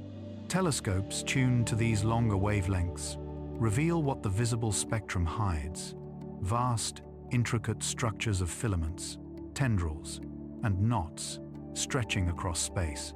The Milky Way, seen in infrared, is no longer a river of stars, but a tapestry of dust and gas, glowing softly with the heat of creation. To look upon it this way is to see the galaxy's hidden life, the slow churning of its substance, the endless recycling of its matter from light to darkness and back again. If you could drift through one of these clouds, if you could float, weightless, among its particles, you would find yourself in a realm both empty and full. The density of the dust would be so low that even within a cubic kilometer, there might be only a handful of grains. Yet those grains, suspended in silence, would be enough to shape the birth of stars, to define the outlines of entire constellations. Each would carry the memory of 1,000 lifetimes, the chemical fingerprints of the galaxy's evolution. The light of nearby stars would scatter softly through the haze, turning the darkness a dim amber or blue. It would be a place of quiet transformation, where matter pauses between its past and its future. The dust does not remain still. It moves, shaped by winds of radiation, by magnetic fields, by the rotation of the galaxy itself. Some of it is drawn inward toward regions of star formation, where it is heated, melted, and consumed. Some of it drifts outward, into the halo, where it may remain for millions of years before returning. It is both transient and eternal, always changing, yet always present. Without it, the Milky Way would be harsh and barren, its light unsoftened, its beauty raw. The dust gives it atmosphere, texture, emotion. It is the galaxy's poetry written in shadow. Even the space around our sun contains traces of this interstellar dust. Every day, the Earth passes through streams of it, the tiniest fragments, falling through our atmosphere as meteoric dust, glowing briefly before becoming part of the air we breathe. Some of it settles into the oceans, onto mountaintops, into ice. In each particle lies the signature of distant stars, grains that may have traveled for billions of years before finding rest on our small, blue world. We are touched constantly by the Milky Way's breath, though we rarely notice it. The dust between the stars is part of us, as surely as we are part of it. To study this dust is to read the galaxy's autobiography. Astronomers map its distribution, trace its composition, and measure the light that it dims and reddens. From this, They learn where new stars will form, where old ones have died, and how the galaxy evolves through time. But there is a difference between knowing its science and feeling its presence. To see the Milky Way arching overhead, streaked with dark lanes of interstellar dust, is to sense something deeper than data. It is to see the shadows of ancient creation, the traces of cosmic memory. Those dark patches are not absence, they are promise, the raw material of all things yet to come. In the calm of night, if you gaze long enough, your eyes will adjust to the faintest details. You will begin to see how the light and shadow weave together, how the Milky Way glows not in uniform brightness, but in layers, some near, some far, some veiled, some revealed. The dark lanes draw your gaze inward, pulling your mind toward depth and distance. You realize that you are looking not at a single surface, but at an immense volume, a living fabric that stretches for thousands of light years. The dust between the stars makes the galaxy three-dimensional. It gives it mystery, depth, and breadth. And perhaps, in that moment, you understand something that even science cannot fully express, that the darkness we see in the Milky Way is not an obstacle to its light, but its complement. Without the dust, there would be no shadow. Without shadow, no contrast. Without contrast, no beauty. The universe is not merely luminous, it is textured. It hides as much as it reveals, and in that balance lies its calm. So, the next time you look up and see those soft, dark swirls crossing the Milky Way, think of them not as gaps in the stars, but as the quiet handwriting of creation itself. Each wisp of shadow is a cradle waiting to ignite, a memory of things that once shone and will shine again. The dust between the stars is the galaxy's pause between breaths, the silence that gives its song its rhythm. It is what makes the light gentle. It is what makes the night kind. 19. The magnetic veins of the galaxy. There are forces in the Milky Way that cannot be seen, that do not glow, that make no sound, yet they run through the galaxy like veins beneath the skin of the night. They are the magnetic fields, invisible threads of influence that weave through space, binding stars, gas, and dust into subtle alignment. Though we cannot touch them, their presence shapes everything. They whisper through the galaxy's arms, guide the motion of cosmic rays, sculpt the filaments of interstellar clouds, and lend a hidden order to the chaos of the stars. The Milky Way, for all its glitter and motion, would be something else entirely without them. Its beauty less intricate, its rhythm less alive. To imagine the galaxy's magnetic field, picture a vast, unseen lattice draped across its spiral form. Each arm carries a current of magnetism, coiled around the galactic disk in sweeping arcs that trace the same paths as the stars. The field is weak by terrestrial standards, millions of times fainter than the magnetism of a simple compass, but its reach is enormous. It spans tens of thousands of light years, threading through clouds of hydrogen, through drifting dust, through the very space between the stars. Wherever there is charged matter, the field is there too, shaping its movement, whispering directions that matter instinctively obeys. We cannot see these fields directly, but their presence reveals itself in light. When dust grains align with magnetic lines, they polarize the starlight that passes through them, turning it into a kind of signature. Telescopes tuned to polarization can read this hidden handwriting, mapping the invisible scaffolding of the galaxy. What they show is astonishing, a vast web of curved lines flowing through space, converging, diverging, twisting into patterns, both delicate and immense. It is as though the Milky Way breathes through these magnetic filaments, each one a strand in the cosmic fabric that holds the galaxy together. In the densest clouds, where stars are born, the magnetic field becomes both guide and guardian. It resists collapse, countering gravity just enough to slow the formation of new suns. It shapes the cloud into filaments, thin as hair but stretching for light years, each aligned with the magnetic current, like fibers in a weave. Within these filaments, gravity eventually overcomes resistance, and stars ignite. But even then, the field continues to shape the flow of gas and plasma around them, channeling winds, sculpting nebulae, ensuring that creation happens not in chaos, but in graceful rhythm. Everywhere you look in the Milky Way, the evidence of this invisible order can be found. The glowing arcs of the Orion Nebula trace its influence. The swirling filaments near the galactic center reveal its strength. Even the vast loops of radio emission that surround the galaxy, echoes of ancient supernovae and long-forgotten explosions, follow its curvature, like ripples in a magnetic sea. It is the galaxy's circulatory system, carrying energy instead of blood, connecting the farthest reaches to the heart. And at that heart, near Sagittarius A*, the magnetic field grows fierce and complex. Here, the gravitational pull of the supermassive black hole winds the field into tight spirals, accelerating charged particles to near the speed of light. Jets of plasma shoot outward, guided by the magnetic lines, cutting through the surrounding gas like lightning through a storm. Though these outbursts are rare, they remind us that magnetism is not a passive force.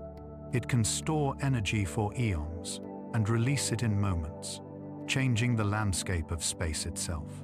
Even in the vast emptiness above and below the galactic plane, magnetism persists. The halo of the Milky Way is threaded with enormous loops and arcs, faintly glowing in radio frequencies. These structures, some thousands of light years across, are fossils of the galaxy's past, a record of explosions, winds, and cosmic storms. They carry with them the echoes of ancient starbursts, of supernovae that once illuminated the sky. Their shapes tell a quiet story of motion, of energy circulating through time, of the galaxy's deep, slow breathing. The presence of magnetism extends beyond the Milky Way. Across the universe, galaxies show the same hidden order. Each spiral, each irregular cloud of stars carries its own network of magnetic fields, as if the cosmos itself prefers structure to chaos. Even the great voids between galaxies are not completely neutral. They, too, hum with faint magnetism, stretched thin by the expansion of space. It is possible that these fields are as old as the universe itself, born in the first seconds after the Big Bang, and stretched, amplified, and shaped by the growth of galaxies. If so, then magnetism is not merely a feature of the Milky Way.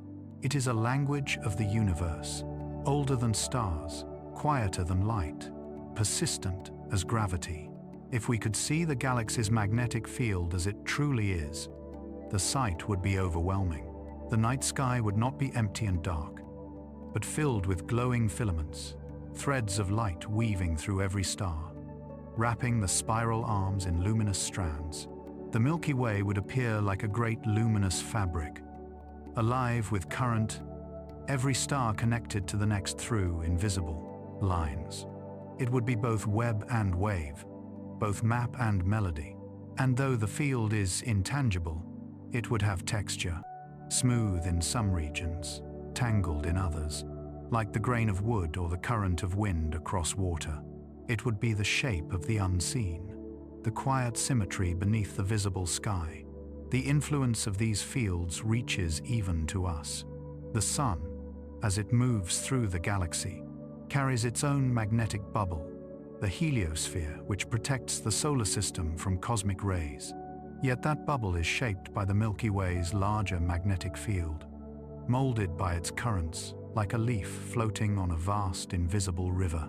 Every burst of solar wind, every aurora dancing on Earth's poles, is part of this greater circulation. The magnetic veins of the galaxy connect us to the stars, to the nebulae, to the distant arms. Their pulse, though we cannot feel it, moves through us as well. Over cosmic time, these fields evolve, as stars die and magnetic energy is released, as gas flows through the spiral arms, as galaxies merge and reshape, the magnetic pattern shifts, weaving new configurations, but it never disappears. Even when the stars fade and the light of the Milky Way dims, the magnetic field will remain, holding the ghost of the galaxy's form. It will continue to thread through space, a memory of what once was a record of motion, of energy, of interconnectedness. Long after the stars themselves have burned away, the Milky Way's magnetism will still hum faintly, invisible but enduring, the final trace of its living structure. Perhaps that is what the galaxy's magnetic field teaches us, that the unseen can be just as essential as the visible. The forces that shape us, that hold us, that guide our motion through space and time, are often those we cannot perceive directly. We see their influence in the way things align, in the way they move, in the quiet order beneath apparent chaos. The Milky Way's magnetism is a reminder that even in the dark, there is pattern, that even the emptiness between stars is alive with connection. When you look up at the night sky and see the Milky Way stretched across the heavens, you are seeing only the surface of its beauty. Beneath that shimmer lies a deeper rhythm, a hidden current that touches every atom of light. The stars seem separate, scattered across vast distance, but they are bound by forces older than time, magnetic veins through which the galaxy breathes. Their presence is the proof that connection exists even when unseen. And as the earth turns beneath that silent tapestry, we are carried along by those same currents, part of the same quiet web, woven softly into the magnetic heart of the stars. 20. The light that reaches us. Every night, when the sky grows quiet and the air turns still, the light of the Milky Way drifts down to us, soft, patient, older than anything we can imagine. It comes across the gulf of time and space, crossing thousands, millions, even billions of years to reach our eyes. Each photon, each delicate thread of radiance, carries within it the memory of a star, a cloud, or a collision that may no longer exist. The light we see tonight began its journey before our species was born, before the earth had its current shape, before the sun had companions that could look upward to greet it. It is the Milky Way's voice carried through eternity, a whisper that finds us where we are. When we gaze upon the Milky Way, we are not looking at a single moment, but at many times superimposed. The stars closest to us speak from our own age. Those 1,000 light years away speak from the time when humankind had just begun to understand fire.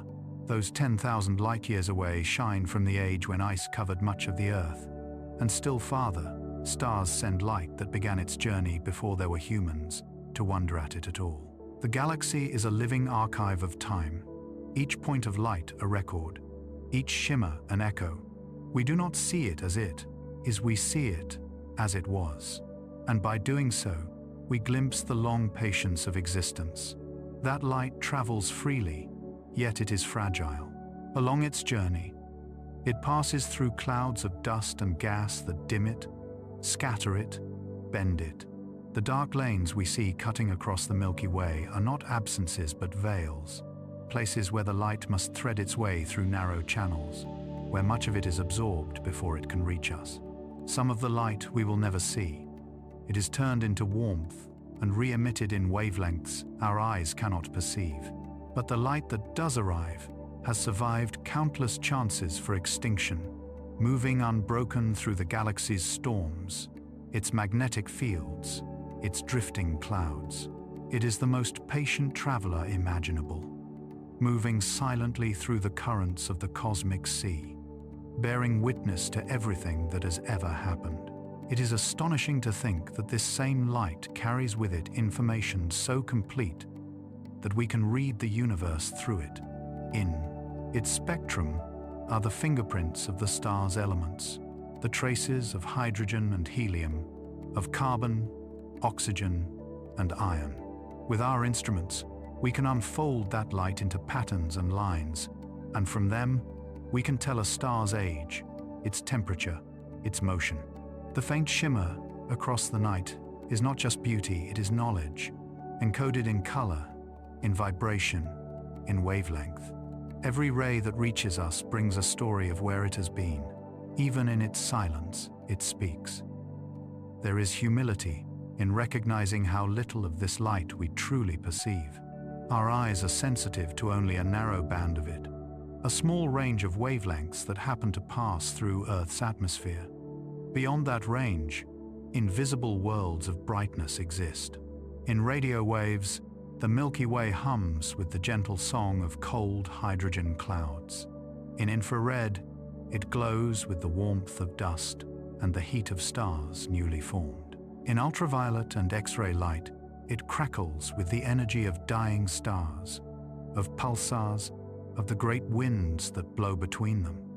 Each type of light reveals a different face of the galaxy, a different layer of truth.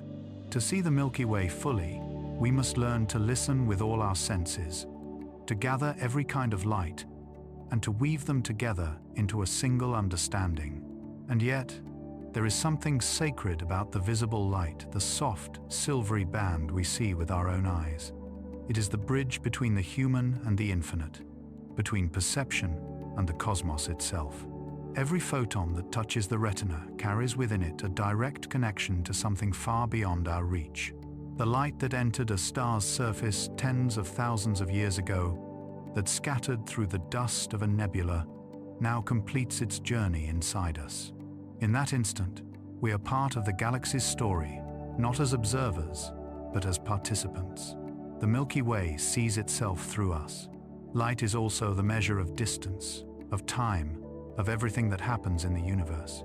We speak of light years not merely as a unit of space, but as a unit of history. To look outward is to look backward, to witness time itself unfolding in reverse.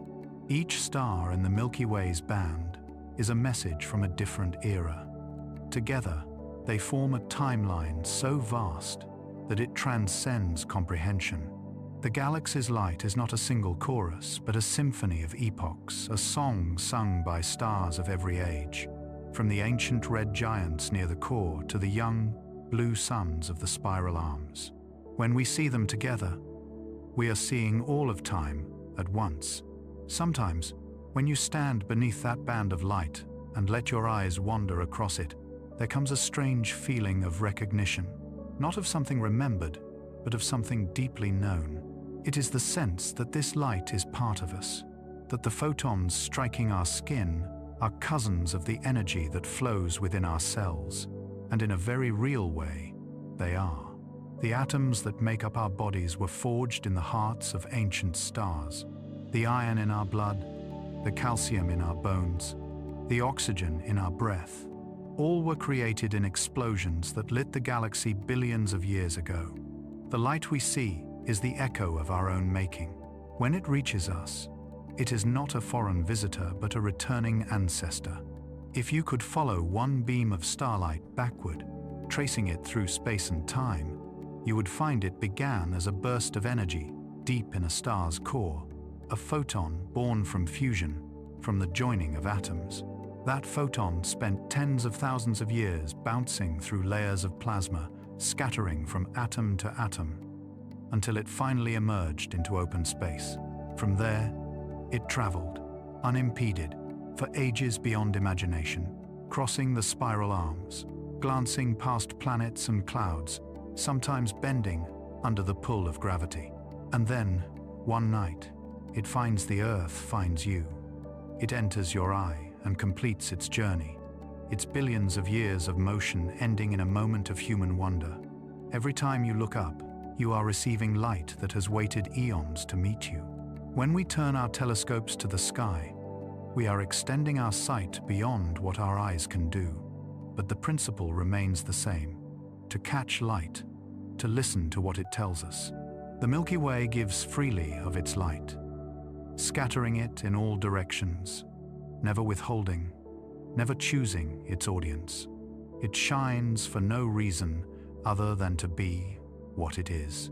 And in doing so, It illuminates everything else: the dust, the void, the faint traces of magnetic fields, the drifting comets in the dark. Its light defines the night. It defines the concept of seeing itself.